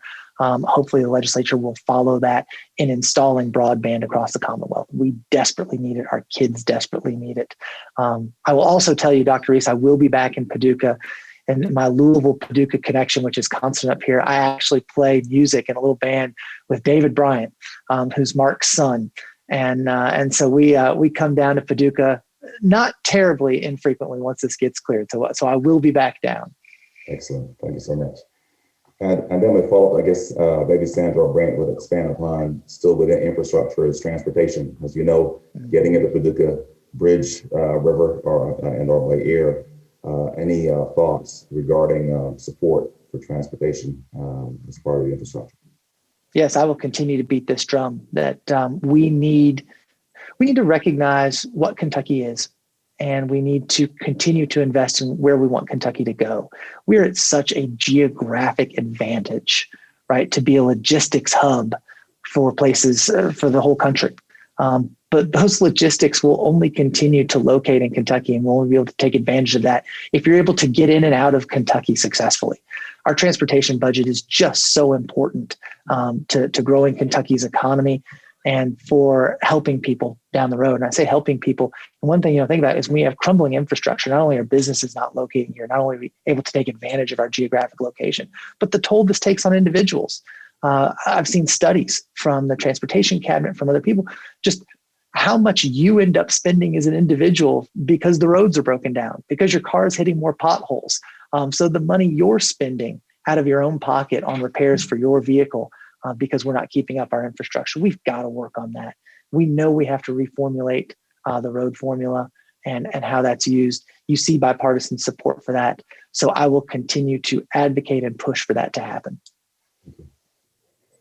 Thank you. That is a top priority with the infrastructure for the Paducah Chamber, broadband, and as you said, for roads and too. So Brent Hausman, I'm going to ask you, I think you had a question. Sure. Senator McGarvey, if you could, kind of along those same lines, do you see support for the infrastructure bill this year what needs to happen or changes possibly in that bill to get that out this session. It obviously rang home to us this morning as we wake up to hear that I-24 is closed down and semis on both sides of the Cumberland Bridge that they can't pass. And so it's just a reminder of how important our roads are and our bridges are and how important transportation is, especially to Western Kentucky. No, thanks, Brandon. Good to see you. Hope all is going well. Thank you. What are the chances of it passing this year? I think, unfortunately, they're relatively slim. And that continues to be a stumbling block in the Senate. Honestly, I think the House could probably have the votes for whatever reason. I think the Senate, that's not happening there right now. It needs to happen. It's one of these areas I think, if it came to the floor, you'd have the votes. We just need to bring it to the floor, and you need to see the majority bring this effort to the floor so that we can go ahead and get it passed. Is there a primary hang-up in the bill? You referenced on the Senate side. Is there particular language in there? Is there one particular area or hang-up? I think at the end of the day, it's going to raise some fees to pay for infrastructure. Now, I think those are fair and use fees, right? And particularly borne out by the vehicles and the traffic that does the most wear and tear on the roads, but they're still there. And I think that's the hang-up. One follow-up question to that, and I got an email from the Kentucky Chamber last night, maybe early this morning sometime, about reaching out to our representatives. Can you talk about that? Does that influence the legislative process? Is that a waste of time for me to send emails to contact? How does that play into your particular? I know each representative, senator, some are very, very different. It doesn't matter what they say. And then others, when the green slips come in, they really pay attention to those. How does that impact your decision-making process? Well, after I answer, I'm going to ask you the same question to get your thoughts on it. No, for me, it does. And I think very few people actually realize how Frankfort works. So I'm going to go into the weeds a little bit on this one. We're not Washington, right? And the average senator or representative, I ask people this all the time, how many staff members do you think we have? And I share, I'm in leadership, so I'm in a little different spot, but the average senator or representative shares one staffer with 2 or 3 other senators or representatives. Sure. So when you email your senator, you call your senator, you get them, right? And I think it's so important to communicate because you mentioned the green slips, Brent, and sometimes people know what green slips are. It's great. If you call Frankfort and you leave a message for your senator or representative, they print it out on, you're not gonna believe this, a green slip of paper. See, we're really creative with how we name things in Frankfort. So they print them out on a green slip of paper and they deliver them to the senators or representatives. And so all of a sudden you see legislators walking down the hall with this stack of green slips in their hand. There may only be 25 or 30 of them, but they're going, oh my gosh, I've got people in my district who are so concerned about this, right? Because they get handed that physical, that tangible stack that says, I have this many people in my district who are concerned about this issue, right? You can touch it, you can see it. And so it's so important. How do you get to 30 people who care about something? 1 + 1 + 1 + 1 + 1. You've got to be one of the people who takes the time to call. And I will say that for the people watching this, the most important thing you can ever say to a legislator is some variation of, I live in your district and, right? As we get hundreds of calls and emails every day, that email and call traffic has really picked up this session when people can't come to Frankfort. And you've got to prioritize some. You look first to your own constituents. But also, what a region you live in. And there are a few representatives down there. If you say, I live in the Purchase and I feel this way, you can probably expand your reach a little bit.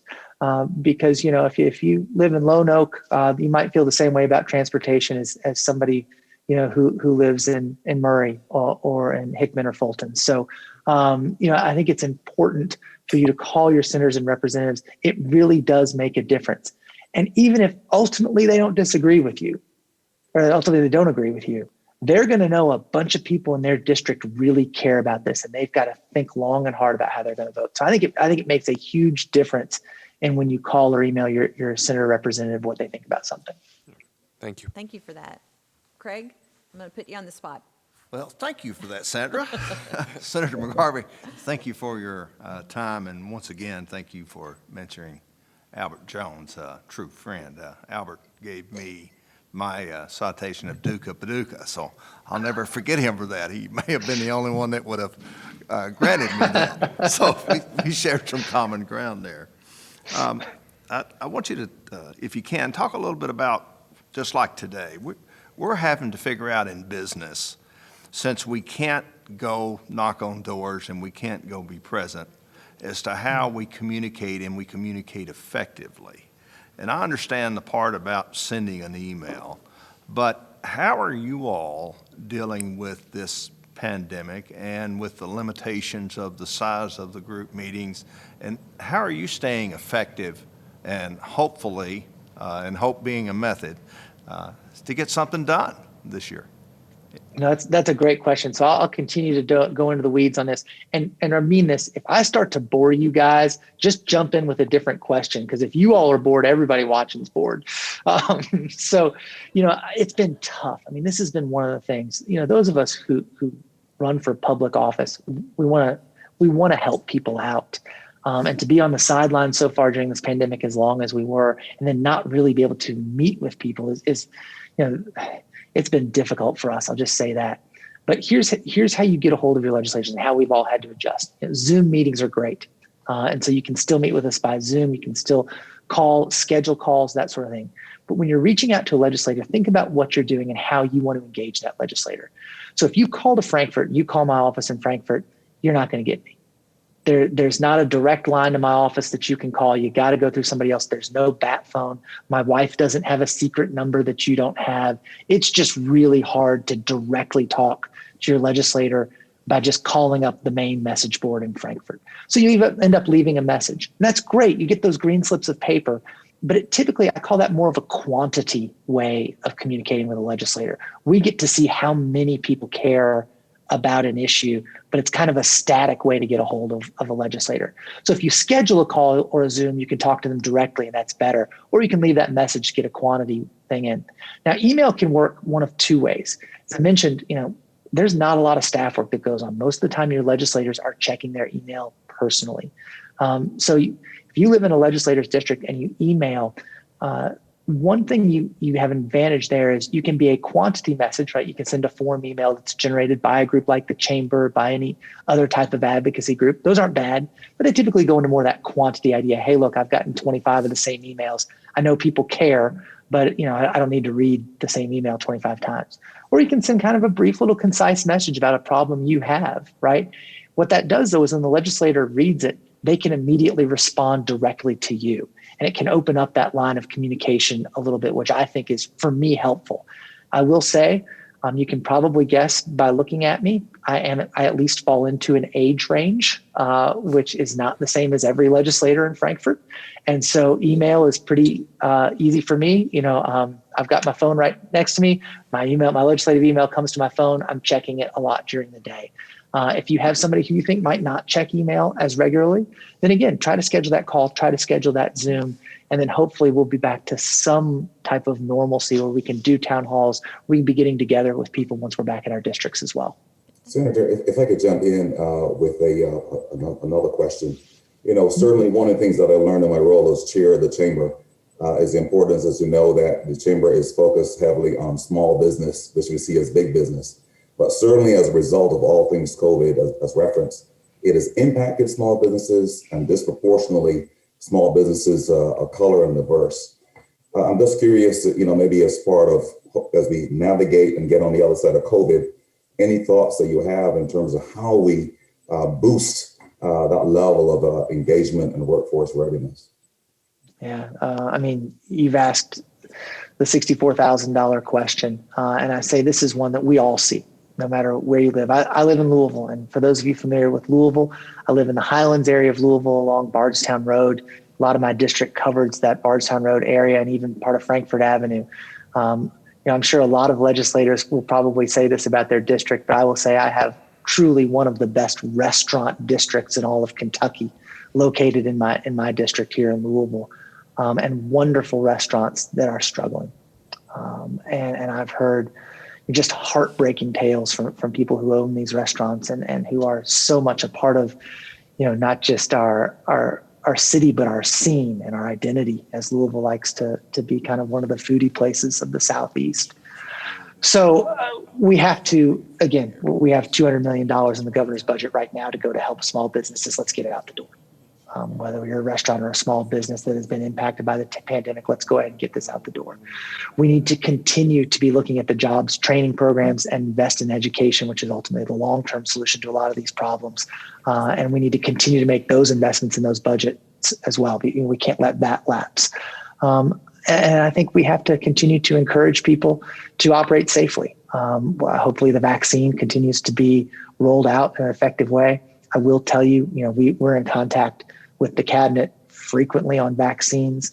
I think every legislator feels like their district is not getting its fair share of vaccines.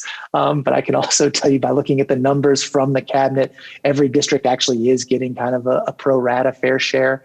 We're just not getting enough from the federal government. I hope we see that response continue to tick up as more vaccines are approved and as that continues to be a focus of the new administration in Washington. There's not a quick, easy answer, Dr. Reese. If there was a quick, easy answer to this question, I promise you that's something we would have pushed for and already done in Frankfort. But I think we have to continue to invest in small businesses. We have to see what they need, and we have to continue to hopefully push this rollout of vaccines and encourage people to continue wearing masks until it's safe to just be fully open. I'm going to say thank you for ensuring us that we're getting our fair share in our part of the state. We tend to not think that we are at all, and we're being left behind and left out. So thank you for letting us know that today. Brent, I think, has a follow-up. Yeah, just real quick, and kind of right in line with that, Senator McGarvey. We feel like the Golden Triangle is king a lot of times, and we're not in that triangle. So thank you obviously for that reminder, and also on behalf of the legislature and certainly Governor Beshear's office as well. The $5 million commitment to the airport terminal here in Paducah is huge for our area, and so appreciate your all's support with that. I know there's some talk about airport infrastructure funding through the aviation fund and some changes going on there. And so that could be critical, obviously, for our Paducah area. And so we invite you, when you're down here next, I know you're here quite a bit, so when you're here next to look one of us up, and we'll run you out to the airport and show you some of the drawings and mock-ups. And we're progressing right along there. But we do realize and appreciate the fact that even though we feel left out sometimes, we know we couldn't do it without you guys. So thank you for your support in that. Thank you. And thank you for your service. And I'll also say, you guys are so well represented. I learned of Albert Jones passing away yesterday. I texted Danny Carroll immediately and said, I know you probably know about this, but please make sure you list me as a co-sponsor of the memorial resolution. I know we'll do for that. And Danny was already on top of it. So I appreciate you guys, what you all are doing. And you do have a lot of really good, engaged representatives, Stephen Rudy, Danny Carroll, others who are up in Frankfort doing a good job.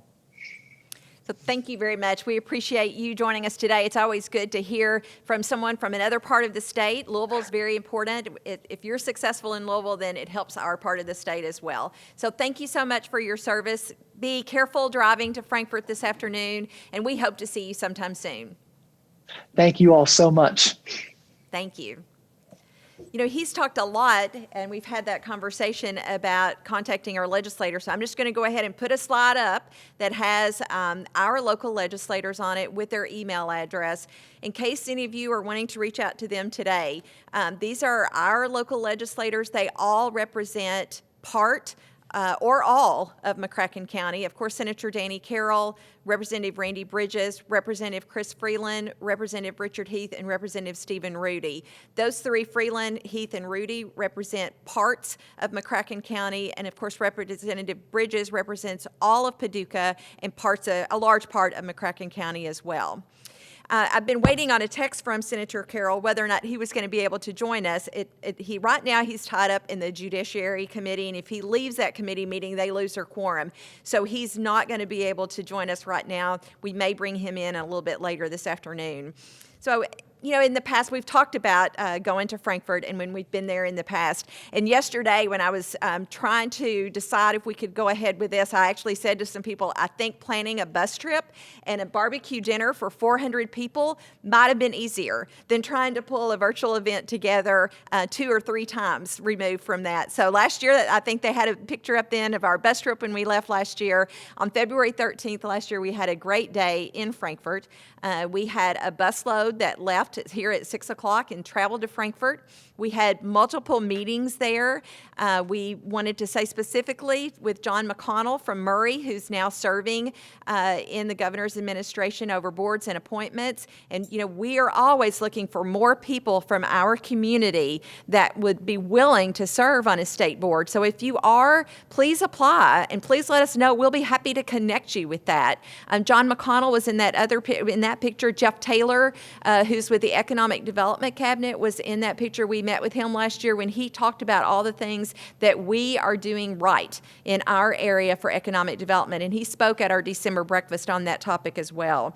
And then, of course, when we've gotten back from those Frankfurt trips, we're always so excited and so more committed than ever to the role that we play as the Paducah Chamber in advocacy.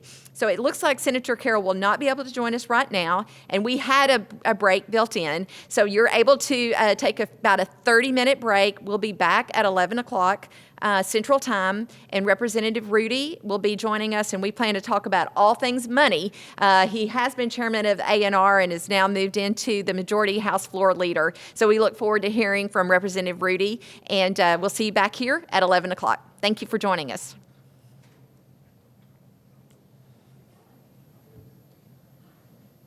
Good morning and welcome back. Thank you so much for joining us for the Paducah Chamber's 2021 Virtual Frankfort Forum. I want to just once again mention our sponsors. Our presenting sponsor is Bacon Farmer Workman Engineering and Testing and Markham Engineering.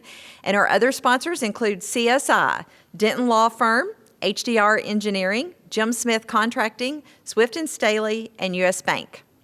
So now we're happy to be able to introduce one of our own. We've been talking to people from Northern Kentucky today, but we're bringing back from Frankfort back to Western Kentucky to his hometown or his home community, the new Majority Floor Leader for the State House of Representatives, Representative Stephen Rudy.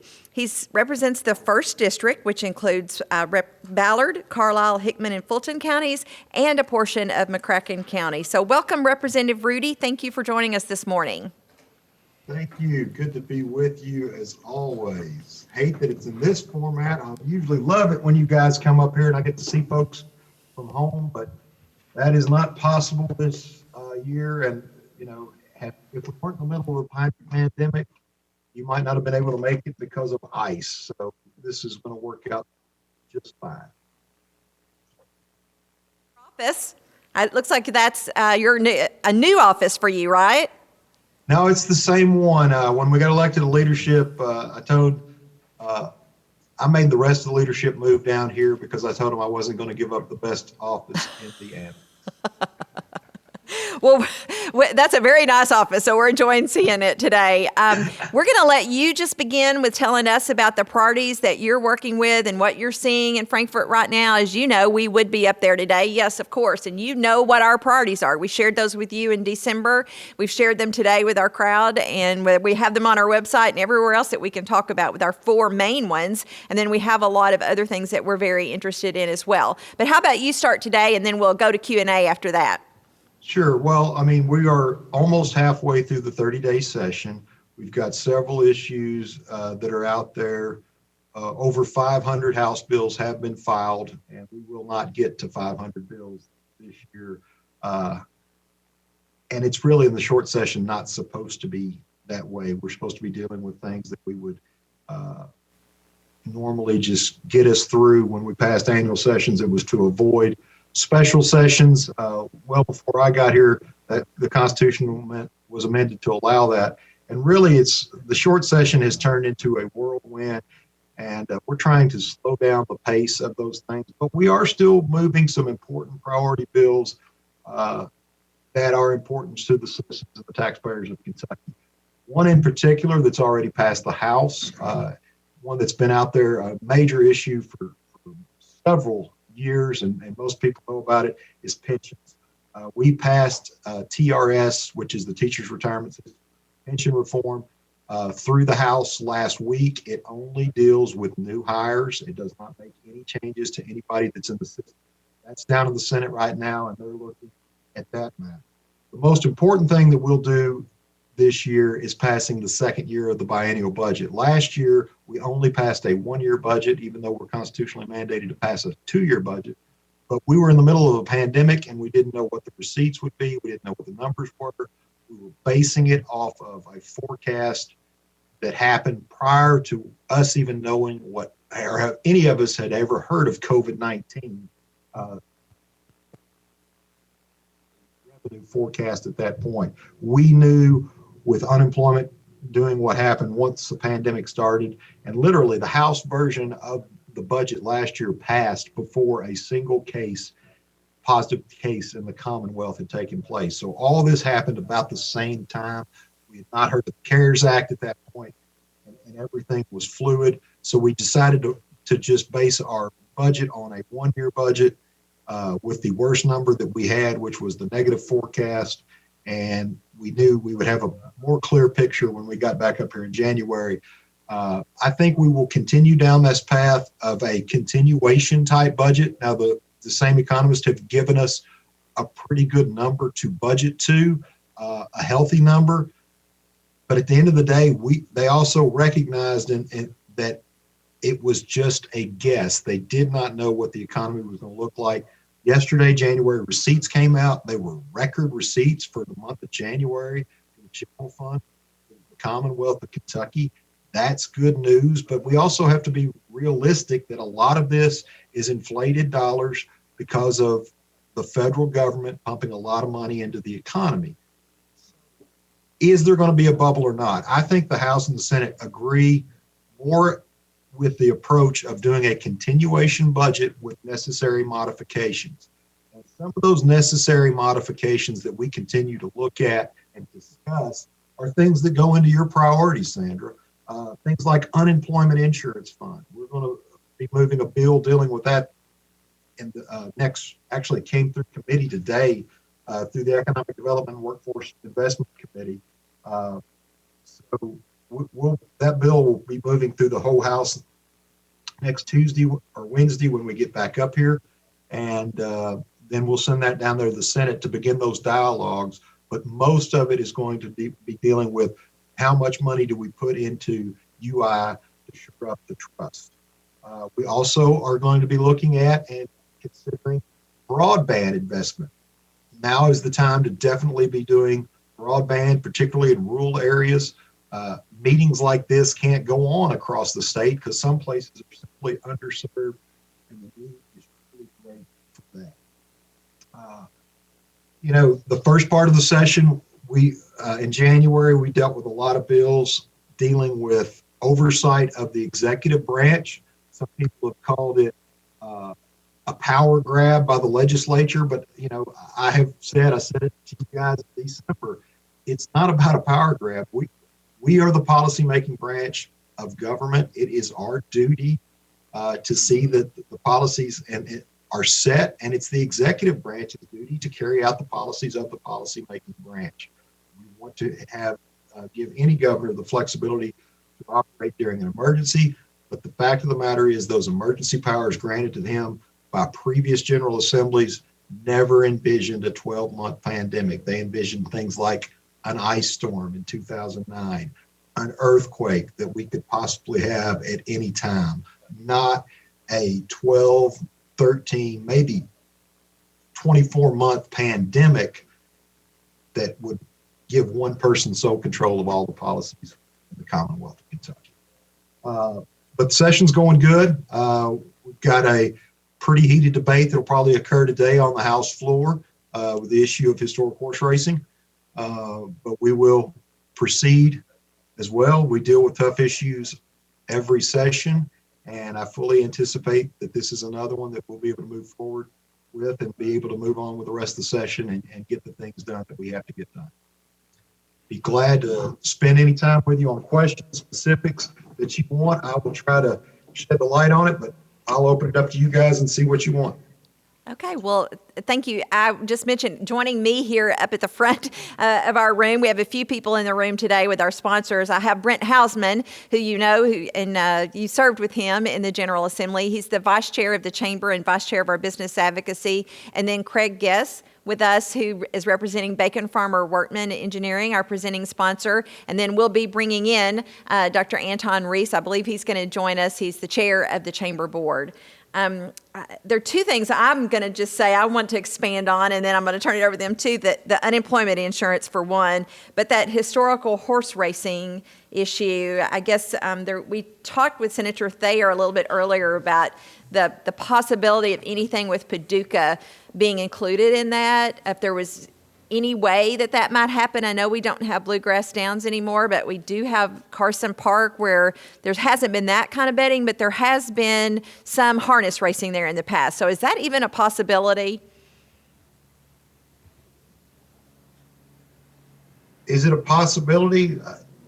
It would have to come in the form of another bill, I think, at this point, because the fact of the matter is Senate Bill 120 will be voted on the House floor, I'd say, within the next 3 hours. Okay. And getting an amendment drafted usually requires a 24-hour notice, but I don't see, I actually got an email on it yesterday on that issue, but it was after I was already on the House floor and wasn't able to read my email until after we had already closed down the business of the day. And any amendment such as that would be out of order, unless we suspended the rules. And I don't know if anyone else has it drafted. I do not. It was just a question that we've received this morning. So it's not one of our priorities, but I do want to go back to one of our priorities, which is the unemployment insurance, because we've heard numbers of what it might mean per employee, per employer. So what are the steps that you're taking? What do you think you might see in that legislation? Well, I believe Representative Weber's bill that passed committee today froze the rates, and he's been working with the State Chamber of Commerce on this issue as well. And we don't know that this will be the final product. It's a step, but it will basically freeze the rates for the next 12 months and come up with recommendations over that time between now and the next General Assembly to come in and what we do to address it. I think that we will also potentially look at putting more general fund dollars into the UI trust fund to shore it up. But I think the big portion of his bill and the crux of it is to freeze the rate and try to buy some time to where we can figure out what to do in the 2022 General Assembly. Okay. I think Brent had a question. Senate Bill 5, COVID liability. Tell us kind of give us an update on that, where it is in the process and what it looks like now that it's on your side. Did it pass the Senate yesterday? That's the rumor. I hear. I'll be honest with you. With a very few exceptions, we haven't. And I understand Senator Thayer met with you guys earlier today. I'm supposed to meet with him as well today as we start talking about when we're going to do Senate bills in the House and when they're going to do House bills in the Senate. I think there's a lot of support for Senate Bill 5 down here at our end of the hall. I think we will take action on that in the very near future in the coming weeks. We sent House Bill 10 the first week because we thought liability reform, it remains a priority for the House, so much so that Senate Bill 5 was still being worked out, but we wanted some legislation to pass that first week. House Bill 10 doesn't do everything that Senate Bill 5 does. They are not in conflict with each other, but both of them address business liability when dealing with the COVID pandemic. One quick question, and Representative Rudy, I don't mean this to be an unfair question, but the pieces of legislation that were passed on the first round, the legislators came back, overrode the veto. A couple of them ended up in Franklin Circuit. The way I read it before the end of the day, when the vetoes were overridden, somehow he got an injunction at 9:00 at night. I don't know that I could get that. Yeah, that timing was curious there. No different than last administration with a Republican governor and, differences of opinion with the legislative branch. And what has to happen to bridge executive branches on the first floor, legislative branches on the third floor, but it seems like we're in different zip codes. what has to happen? You led off your comments with, is it power grab by legislature? Is it too much legislating by the governor's branch? And what has to happen to bridge that gap between the legislative branch and the executive branch? And is that, obviously Franklin Circuit's going to settle it for now, but what has to happen to bring us back closer together? Well, I would welcome a dialogue. I'd welcome a conversation. The House and the Senate leaders for months asked for dialogue with the governor as he made those decisions.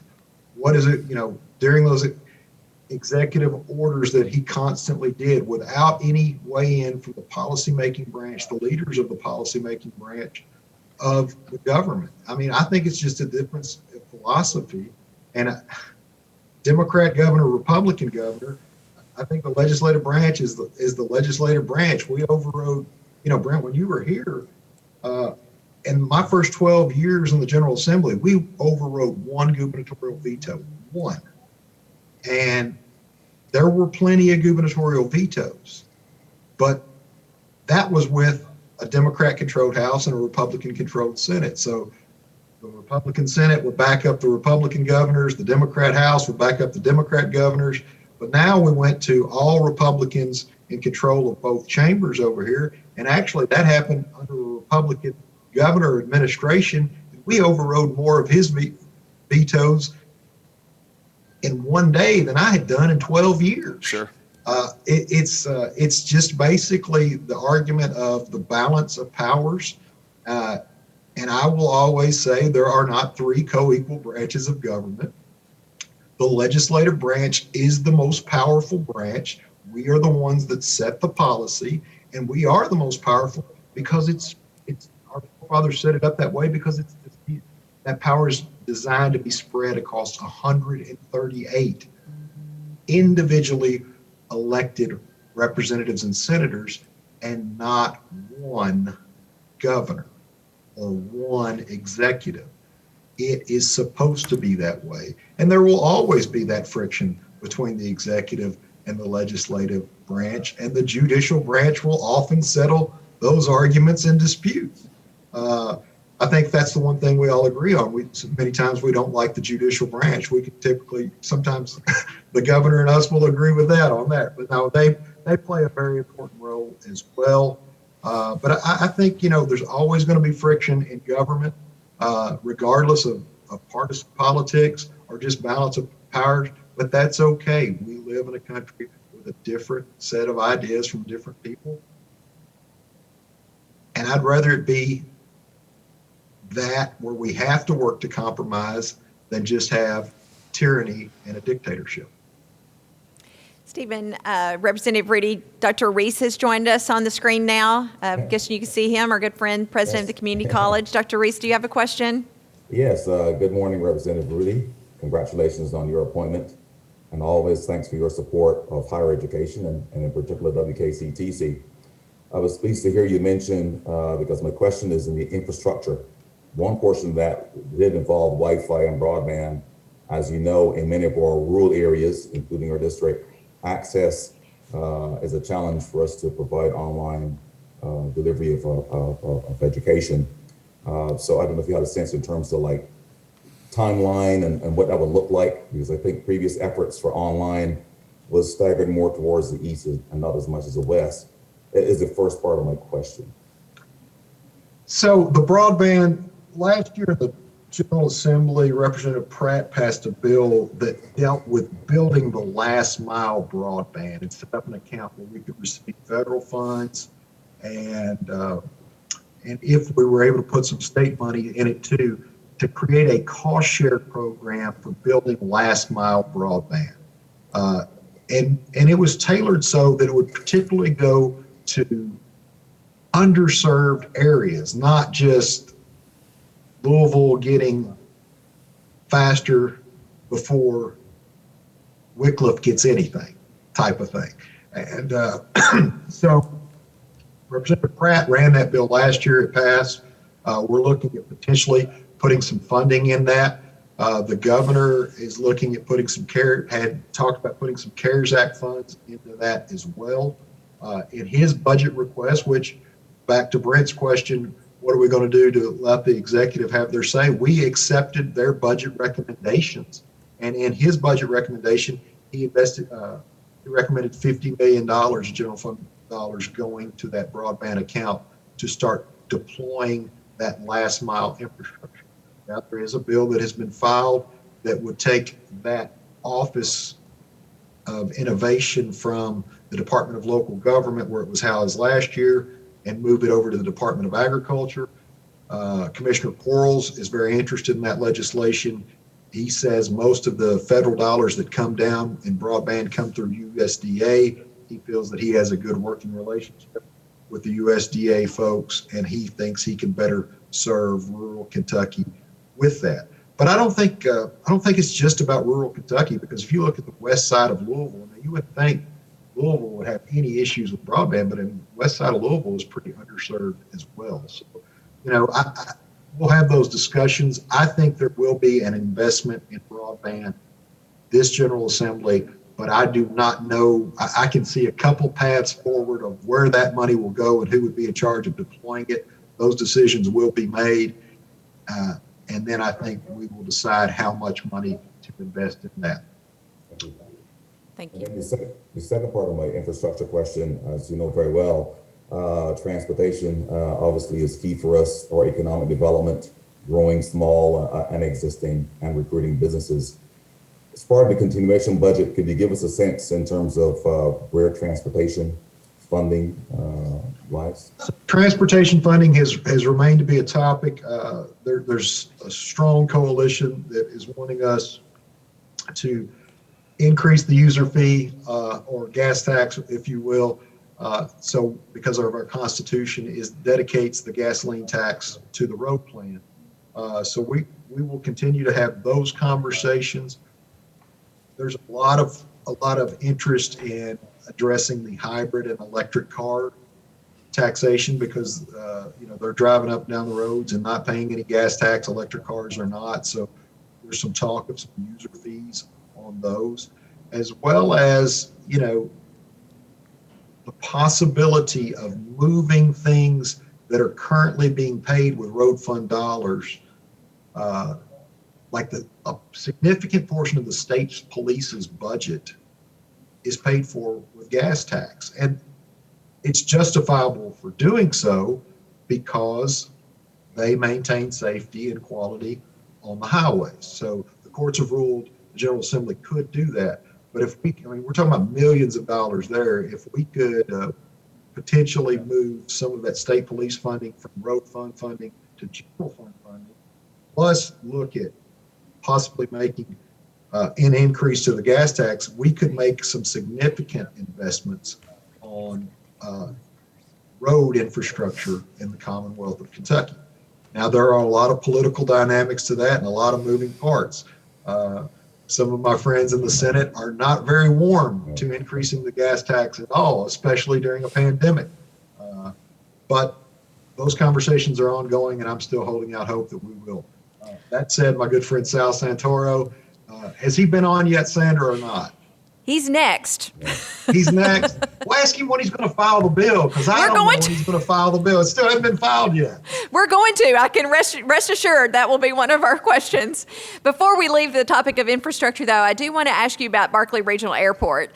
We did receive $5 million last year from the state for the new terminal, and we appreciate that very, very much. So it's really two-part. One, I know that there has been some talk about could we receive any more funding.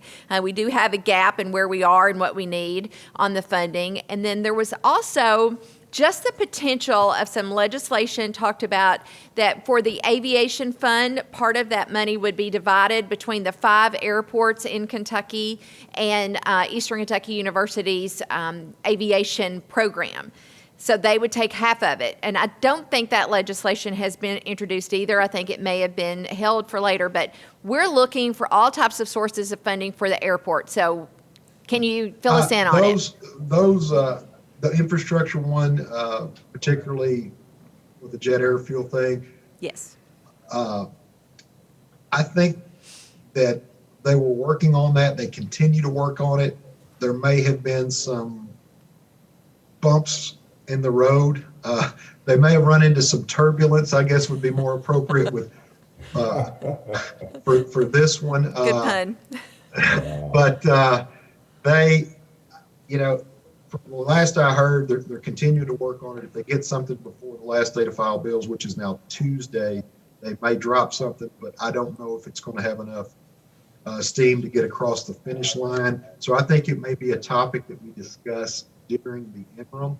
As far as getting more funding for the terminal in this particular budget, it may be very tough because, like I said, the bulk of the conversations around the budget have been a continuation budget with some necessary modifications dealing with things like UI, possibly broadband, certainly adjusting to the debt service things. And if we shift to a House Bill 8 model of pensions of percent of liability versus percent of payroll, those modifications will have to take place. So, I guess my question back to you would be, how quick are you going to have the gap funding? Pretty quick. And I know that the airport board and there is an airport terminal committee that's addressing all of those issues now. So I think the construction date they're beginning to put some bids out for construction. That will be the spring, moving toward the fall, and then moving on into 2022 and 2023. So, of course, anything that you can do to help us would be very much appreciated. I'm trying to think if it actually is in your district or just adjoins your district. It is in. Okay, that's what I thought. It is in currently.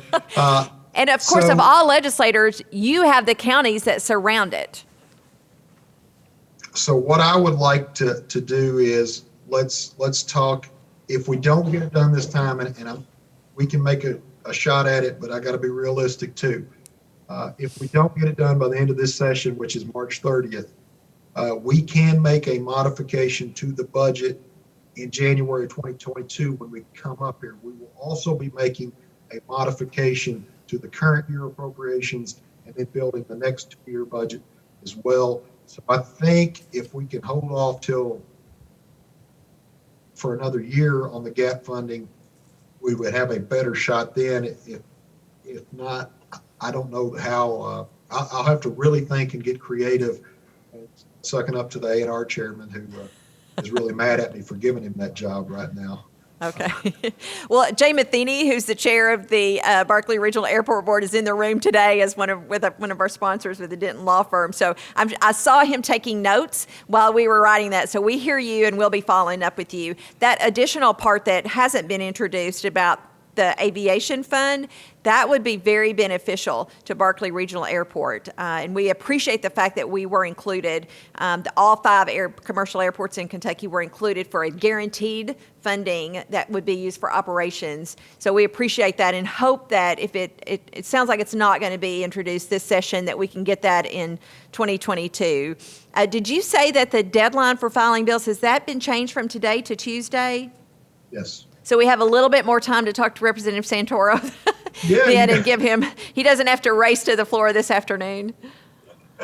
So I think Craig Guest maybe has one more question. It's not part of our priorities, but I think it's been sent to him. So Craig, it's an economic development issue. It is. Leader Rudy, first of all, thank you for your service, and we appreciate all that you do for us here in West Kentucky. About that, I received a question, and it was talking about some proposed legislation that you have sponsored that is dealing with currency such as Bitcoin. Can you speak a little bit about that and where you think that'll go?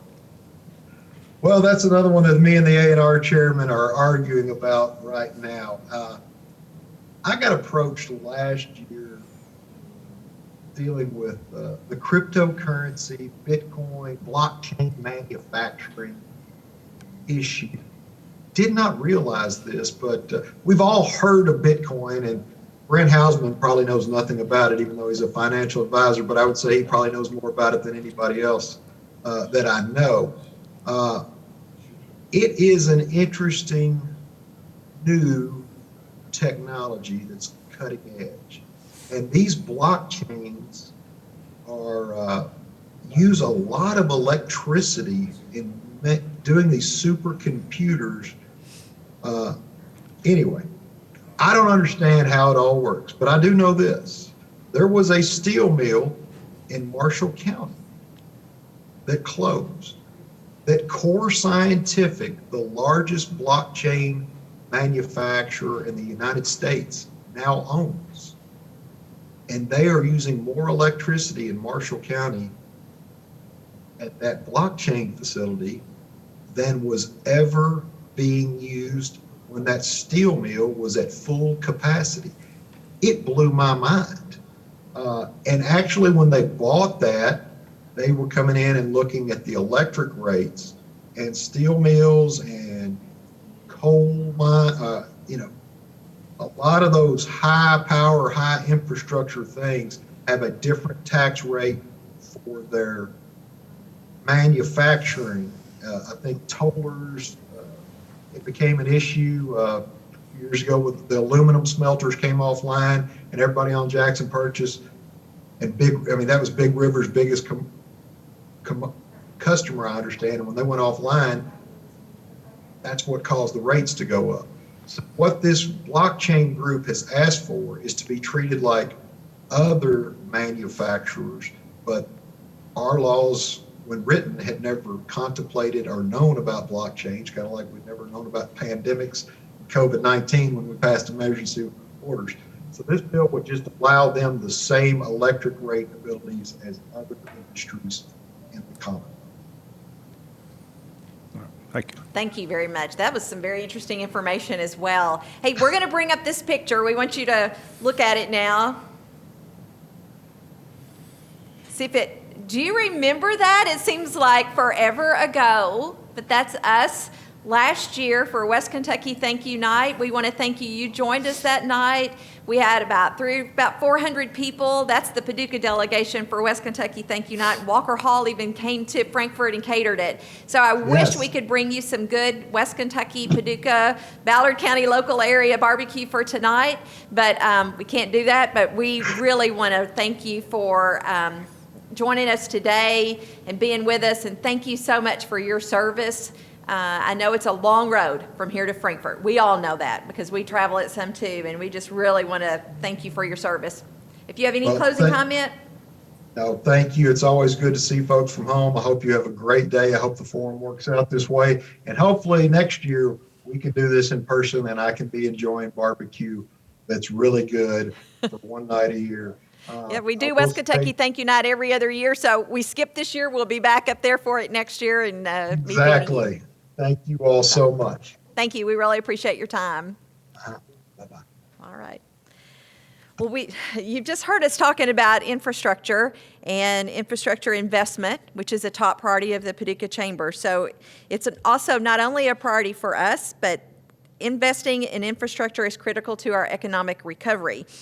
We want and have encouraged our legislators to act this session to address infrastructure funding needs, something all of our surrounding states have done. We all do enjoy low gas prices, but we know that Kentucky's road fund levels continue to drop, mainly due to an antiquated gas tax formula. And then our state is dropping further behind all of the states joining us. And it also, we've talked this morning even about potholes and how it injures our own cars when we don't have good transportation funding. So next we are going to hear from some people that are on the House Transportation Committee.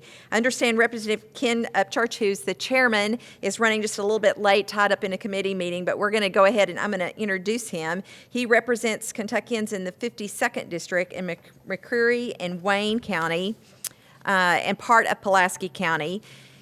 Serving as vice chair of the House Transportation Committee is our own local representative, Randy Bridges, who represents the 3rd District. That includes the city of Paducah and part of McCracken County. He also serves as a member of the House Appropriations and Revenue Committee. And then Representative Sal Santoro is a state representative from Boone County's 60th District in northern Kentucky. He's the president of Santoro Electric Company and a former Kentucky State Trooper. So when we talk about the funding that went to the state police from that fund, he knows all about that. He has been very much the crafter of a resolution to shore up the state's road fund, to maintain and repair existing roads and bridges, and to build new infrastructure across the state. So thank you all for joining us. We're going to bring you in now. I believe we have Representative Bridges and Representative Santoro with us. Morning Good morning. or afternoon. Well, it's still morning here, so this is when it gets tricky. When we were scheduling appointments with you, it's like, wait, 9:30 Central Time, 10:30 Eastern Time. So thank you both for joining us. We are, as you know, we've been talking a lot about infrastructure this morning. We were told, Representative Santoro, to ask you flat out when you're going to introduce that resolution, and we'll talk about that in a little bit. But I want both of you to talk to our group in Paducah and update us on what's going on in the legislature right now. And then I have Brent Hausman, who's the vice chair of the Paducah Chamber and chair of our Business Advocacy Committee, and Craig Guess, who is representing our sponsor, Bacon Farmer Workman, who does a lot of work with infrastructure. They'll join us for question and answer with you all, as well as Dr. Reese, the president of our community college and chair of our Paducah Chamber Board. So I don't know, did you guys flip coins on who might go first?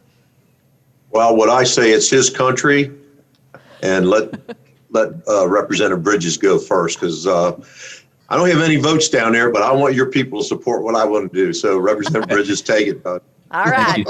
Representative Bridges, you're on. Okay.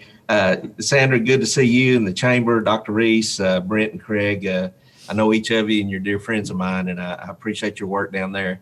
And I want to first I got to say something. Sandra, you need to get a hold of me. You need an updated picture of Sal. I saw that one on there. We're going to have to work on that, Sal. So, but I think that was on his website. I know. It's that's false advertising. So I'll get him straightened up. But anyway, I want to start off first by actually bragging on Sal. I've come up here as a freshman, and just trying to find the bathrooms and everything. And I'm on my third year now, and he has been a great ally. I consider him a mentor, and I don't think there's anyone in the state of Kentucky that's more prepared and educated on transportation.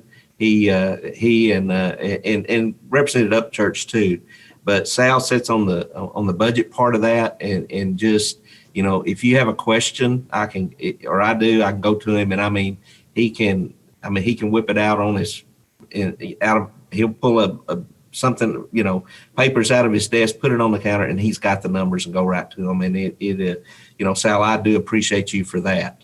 Our focus this year, I told you guys earlier in the month or last month when we met that, the 30-day session, we have to address a budget that's taken up the majority of our time and everything. But, infrastructure is a priority. We've had some stagnant revenue, and I think the importance of infrastructure during a pandemic is even more evident. And the freight, the logistics, where Kentucky's a transportation hub with its central location. So it is a priority, not only to Sal and myself and Representative Upchurch, but it is to the majority leadership here in our caucus. They really understand the issues and have an open door and work with us extensively. The motor fuels tax, it's it remains at the floor, and it's around $200 million per year less in road fund revenue compared to, say, 2015. It has a negative impact on the state road fund, and it's also on the city and county governments due to reduced revenue sharing. So it's something that we do need to address. We try to be good stewards to how to address some issues like the remaining federal toll tax credits. It ties up around $100 million a year in previous years, and I think $92 million and $8 million in the general fund. So it impacts the construction of public transit systems too, and that falls under our our guidance too, and Sal and Ken both. And I apologize. We know each other well enough, Representative Santoro and Representative Upchurch, but I don't want their heads to get too big. No. We're buddies, and before the pandemic, during regular sessions and everything, we sort of had a standing breakfast date in the mornings about 7:00 in the cafeteria to have coffee together and discuss the needs and go over this. So. Sal, you're more experienced than that, so I'm not trying to pass the buck, but that's all right. We're serious about our infrastructure. I don't think you'll find anyone that will disagree on the need for additional revenue and the healthiest way to go about it. We're, I have seen a shadow of a bill that could be available, but it's going to have to be a bipartisan effort. This is one that we've got to go into with, both sides in agreement that understand it. And I got to give Sal credit working that, and I feel like it's coming along. But not to put the monkey on your back, Sal, but it is what it is, and I'm very open and transparent with our chamber in Paducah, and just feel free to share with them if you don't mind. Thank you all for having me, and this is one of my big issues. I've since I got elected years ago. That's why that picture's an old picture, and I am going to get an updated one because I put this gray in here, so I want to make sure it looks better. So anyway, I'm going to get the real serious part. You did ask me. I filed that resolution, and when we're going to hear it. You know what? I don't want to hear that resolution. I want you people. I want to file the bill. And I'm going to give you my stumbling blocks as of today. The governor keeps talking about it. Okay, he talks about we need infrastructure funding and everything. This is a user's fee. It's not a tax. Don't buy gas, you don't pay it. So I need the governor to come out more. And the word I got was he's ready to step out if the speaker would step out and the president of the Senate. So we're getting closer to it. I do have a meeting later on today with the speaker to possibly file the bill. It's very similar to the one I filed. So I want to make sure that everyone understands I appreciate your support. But I also want you to know that I don't want any member, and I'm talking both Democrat and Republican in the House, I want you to take the vote knowing that when it goes to the other end, that they are going to pass the bill. I don't want us to take a vote that nothing happens. I want the governor to come out, and he needs to come out and make sure, because it's a funding thing and it's infrastructure, and that's how we're going to get good roads and good movement of transportation. It's a very simple thing. This will be my 4th year of filing it. I take hits on it. But you know what? It's good business. And that's what this is, business. I really appreciate all the chambers. I speak to every one of them. I come, and speak to you. Give me your problems. We've got air, we got water, we got rail. I mean, come on.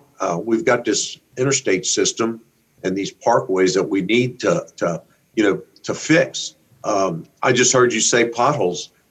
I was with the secretary and I said, you know what, we have a bad winter. It's going to be horrible because we're going to be filling potholes and not repairing roads the way they need to be, putting in more guardrails. So, we have some big needs, and I see it. Close to $500 million a year. It's probably going to be bigger than that. And if we don't do something now, it's going to get even bigger. Our transportation department is really streamlined. I've been to a lot of the meetings with them. We've done so much work, and now it's time for the people to step up. I've got some other big things. I filed another bill. It's like a TIF bill. I hope you all get a chance. If you all know what TIFs are, you guys are going to like this one. It's about Transportation Development District is what I'm going to call. So we're going to just start working on that one this year. So if I could get this gas consumption fee passed with that bill coming out, if I can work it through next year, You talk about good development. So I'm going to shut up and I want to hear your complaints or whatever. I want to say one thing. Thanks for sending your representatives up here.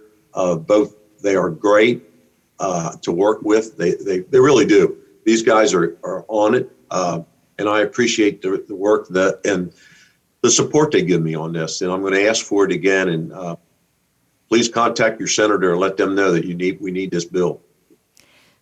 We did show the addresses a few minutes ago, earlier today, and we will continue to get that out.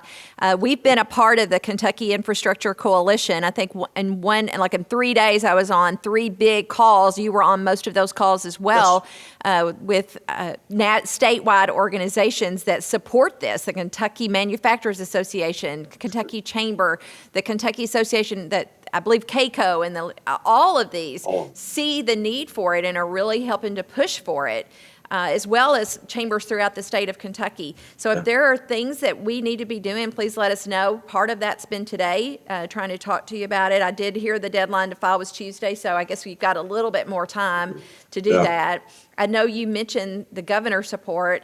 I've been told that he supports it. I've been told that Secretary Gray supports it, but of course Secretary Gray is very tied up, I know, now working with the vaccine distribution.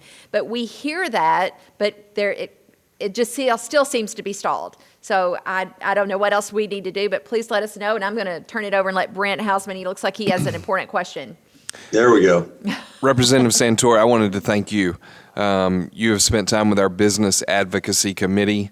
Back end of summer, beginning of fall, you spent an hour or more with us and explained this issue to us. And so, number one, just thank you for your personal time and reaching out to us and being willing to do that, but also to spend your political capital. You said you've taken hits. I know you're tough.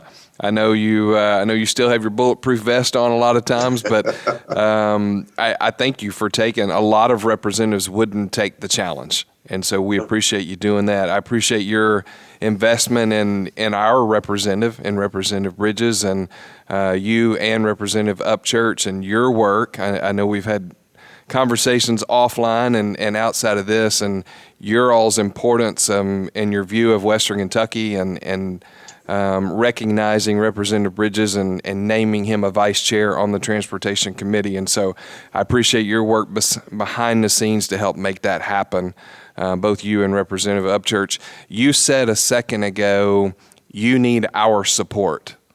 Tell me what I can do as an individual. How we believe in it. It's one of our top 4 priorities.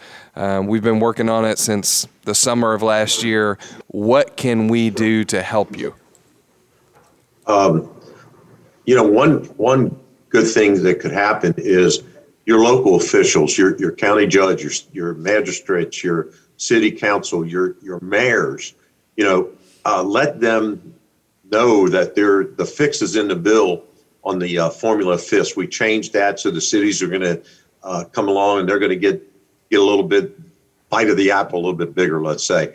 If you can get the cities and the counties to also show support that this is good, this is going to be good for them. They're going to see a lot more road and better transportation needs all the way around. So that's one thing. Local officials to let our reps and senators know that, we're behind you. We're going to get it there. Highway contractors, I'm not in the highway contracting business, but these highway contractors, let the House reps and the senators know you're going to see some good quality work that we're not going to be 10 years behind. You're going to see it now. So those are the things that we need you people to let them know that, hey, if you do this, we're going to get some. Your school board, your school personnel, I've got some bridges we can't run the school buses over. I don't know if there's any in your area. So the school boards, the superintendents, this is good funding. Maybe some of these buses can't drive down some of the roads because the berms are falling off. So that's the support I need, and your senators and House reps need to hear from them. We checked some of those boxes off. The city, the county, and of course our chamber have all supported that. City and county both have passed resolutions. So we have checked that box, and we'll continue to spread that word. That might be new news. Some of that's just happened. Some happened in the late 2020 and then early 2021. Okay. All have signed on. So I'm going to take a second to welcome Representative Upchurch with us, the chair of the House Transportation Committee. So guess what we're talking about, Representative Upchurch? I would assume funding. Absolutely. Sorry for being late. I was in a committee meeting and just joined in, but I kind of caught the tail end of Representative Santoro's comments and pretty well knew what the topic of discussion was. Well, I guess we've pretty much dedicated this whole session to talking about transportation infrastructure, but also infrastructure includes more than that. Broadband, our airport, railroad, riverport, all of that is included in what we would call transportation infrastructure. But we welcome to hear, they both made comments. If you would like to begin with making a few comments, we would love to hear from you. Well, thank you for having me. We've, transportation is something that we all know needs more funding. And I know Representative Santoro has worked diligently on trying to come up with a plan that will get us to where we need to be. And hopefully we won't have to be dealing with this, these questions, in the future, so that we're able to fund our road system and transportation infrastructure across the state in an equitable fashion. I noticed you mentioned aviation, and that's something that I think is one of the most underappreciated aspects of transportation. We've got a lot of work to do, especially with our regional airports, our municipal airports, and general aviation especially.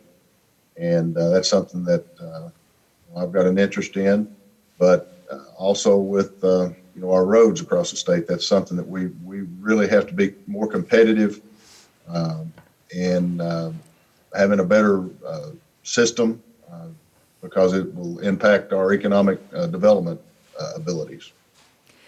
We have one of only 5 commercial airports in Kentucky here in Paducah. We appreciate the fact that we did receive $5 million from the state. It was announced in February of 2020 that we would get that for the construction of a new terminal. Ours is outdated. We're getting money from the Federal Aviation Administration, and we needed a little bit more funding and appreciate the state support. Of course, we're not stopping. We do have our hand out again lightly, not quite as heavy as we have, asking for the potential for some more funding to Barkley Regional Airport, and also for the legislation that might be setting aside some money from the aviation fund to go to those 5 commercial airports. Well, we're going to work on that program over the course of the next year, looking at, the funding mechanism for general aviation, for our regional airports, our commercial airports.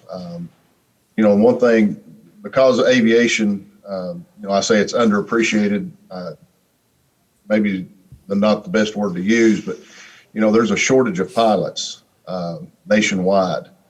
And Eastern Kentucky University has the only aviation school in the state, by one of our regional universities. And I want to see something that, increases their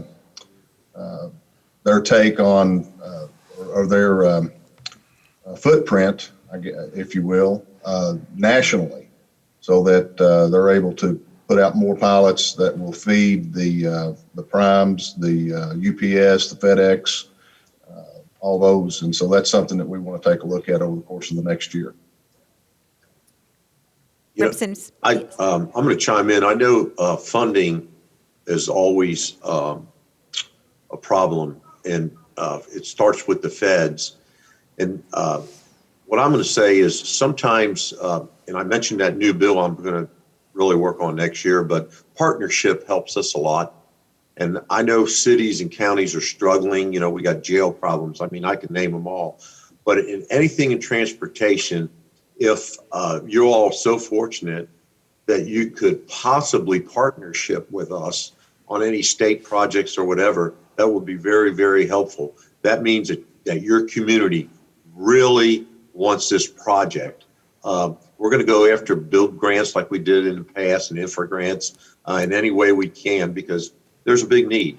And but we do have to have a match. So any way that you could do stuff like that, and I know every community is struggling, mine is, and everyone else. But sometimes if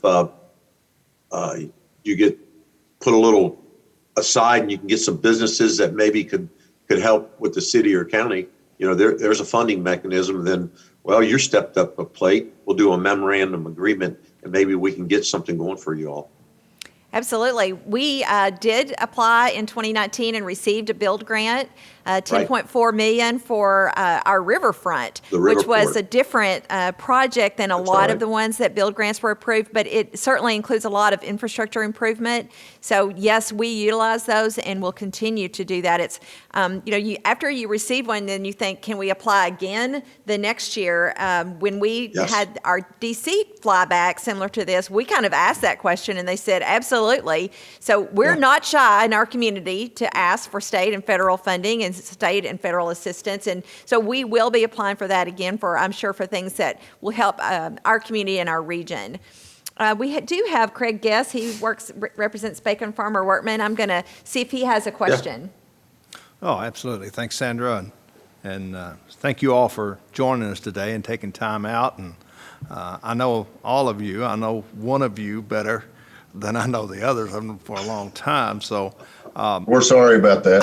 Yeah. Bad luck on you. Thank you. You're not referring to the state trooper, are you? Retired state trooper? Okay. I do remember him as well. Yeah. Never came up to my window, but I do remember him. Infrastructure and the funding for it. We understand in business that you have to pay to receive. And the part about increased, whether it's a tax, whether it's a tariff, whatever, that we understand as long as where the money is going and what it will benefit, then we're worth putting the effort into it. We here locally came up a couple of years ago and testified before committee in support of an increase on the fuel tax. What can we do as being in West Kentucky, help you all in Frankfort to actually secure or work towards securing some additional funding for infrastructure?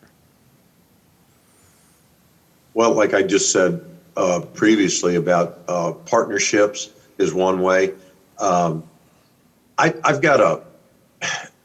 would like to have, we have a little mega projects. I would like to put, and I'm just going to throw something out there. So when you go and register your car, we have probably so many thousand cars. We got close, millions of cars, maybe another $1 on your registration fee. And that would be a pot of money where we could say these are mega projects. And, you got one mega project. We have several in the state. So we could say this pot of money is going to be for a mega project. And then we can go to the federal government and say, we can partnership now with the federal government because we know that we're going to register 4 million cars a year. That's $4 million in 2 years. You start multiplying it out. And that way we can get better rail. I don't care what it is, airport, roads or whatever. So those are things that, we got to really think outside the box on. I think that's a good move if we can do that way. I'm going to bring on Dr. Reese. He's the president of our community college. I think he has a question that he would like to ask. Well, good morning, gentlemen, and certainly to Randy Bridges. Thanks for joining us this morning. Along with the infrastructure Dr. Reese, we question, can't hear you. Okay, we can hear him here. Just a second, we're bringing him in. Okay, now Dr. Reese, try again. Thank you, gentlemen. Definitely appreciate you on behalf of our chamber as chair. Definitely want to recognize, of course, our own Randy Bridges for his work and effort as well. So continuing with the transportation discussion, infrastructure, my particular area of inquiry is around access to Wi-Fi and broadband. Many of our rural counties in particular in our region It is very challenging to provide, online education and training. So as part of the continuation budget, I was just curious your thoughts on what that will look like moving forward. I was obviously having a hard time hearing him. Can you relay a message? Or Representative Upchurch or Representative Bridges, either one of you want to take that? I couldn't understand. Well, I think it's really I know it was very muffled. Yeah. Yeah, Brent or Craig or Sandra, if one of y'all could repeat what Dr. Reese said, it would help us because we're very muffled on this end for some reason. Dr. Reese, could you just give me a 10-second summary? That's basically the Wi-Fi access and broadband challenges for education as part of the continuation budget. Their thoughts on that. Okay, yes, about broadband infrastructure funding for that. Of course, he's president of community college. We've seen that in a lot of our rural counties. You guys know it. They even talked about it this morning in Louisville. It's such an issue. So infrastructure, not just roads and highways and bridges, but infrastructure as far as broadband and communications. Any thoughts on funding for that? Yeah, we've been discussing that. That's not in the road. That's transportation pot. That's in the general fund. So we are starting to. We're going to try and do some more funding on that at this time. COVID was the worst thing to happen to us, but in some ways, so we can get special funding from the feds that we can do this, extend broadband, because now we know our children need it for their homes, and it's just not there. So there are some dollars out there that through the general fund that we're going to go and try and find. Sometimes we need grant writers to go after that money, and that's what I've been pushing more for. If we get a grant writer to go after that federal dollars, and that may be a way. You're not the only one in that situation. I'm from an urban area, Northern Kentucky. My county, there's no broadband parts of my county. Believe it or not, the city of Florence, there's areas that we don't have it, and we're right there. So we know there's a problem. We're looking at that to try to help all communities because, this COVID showed us we have to have high-speed internet wherever you are. It's going to be very essential from now on. Thank you. Very good. Just in wrapping up, Representative Santoro and Representative Upchurch, again, I want to thank you, Representative Upchurch, just before you were able to join us. I was telling Representative Santoro, I thank you guys for including Western Kentucky at the table. I know you represent far corners of the state and rural Kentucky, and so for your work behind the scenes to help us get representation at the table, and by naming Representative Bridges as a vice chair of Transportation Committee. And so Representative Upchurch, I appreciate your work behind the scenes for helping us on that and making that happen. I would love to, once we get through session, I'd love to be able to reach out to you guys as our Business Advocacy Committee chair to talk more about those partnerships like you were talking about, Sal, and the transportation development districts. That's intriguing to me. I'd love to hear more about that, and then also the partnerships. So if you're able to travel and you find yourself in Western Kentucky at some point through this year, we welcome you guys, and we'll help you assemble that group of people around the table that might be interested in those partnerships. So first off, wanted to thank you all, and obviously second, to extend that invitation, whether Zoom or in person, to be in Western Kentucky. So thank you for what you do. I'll just add that exclamation mark behind what Brent has just shared with you.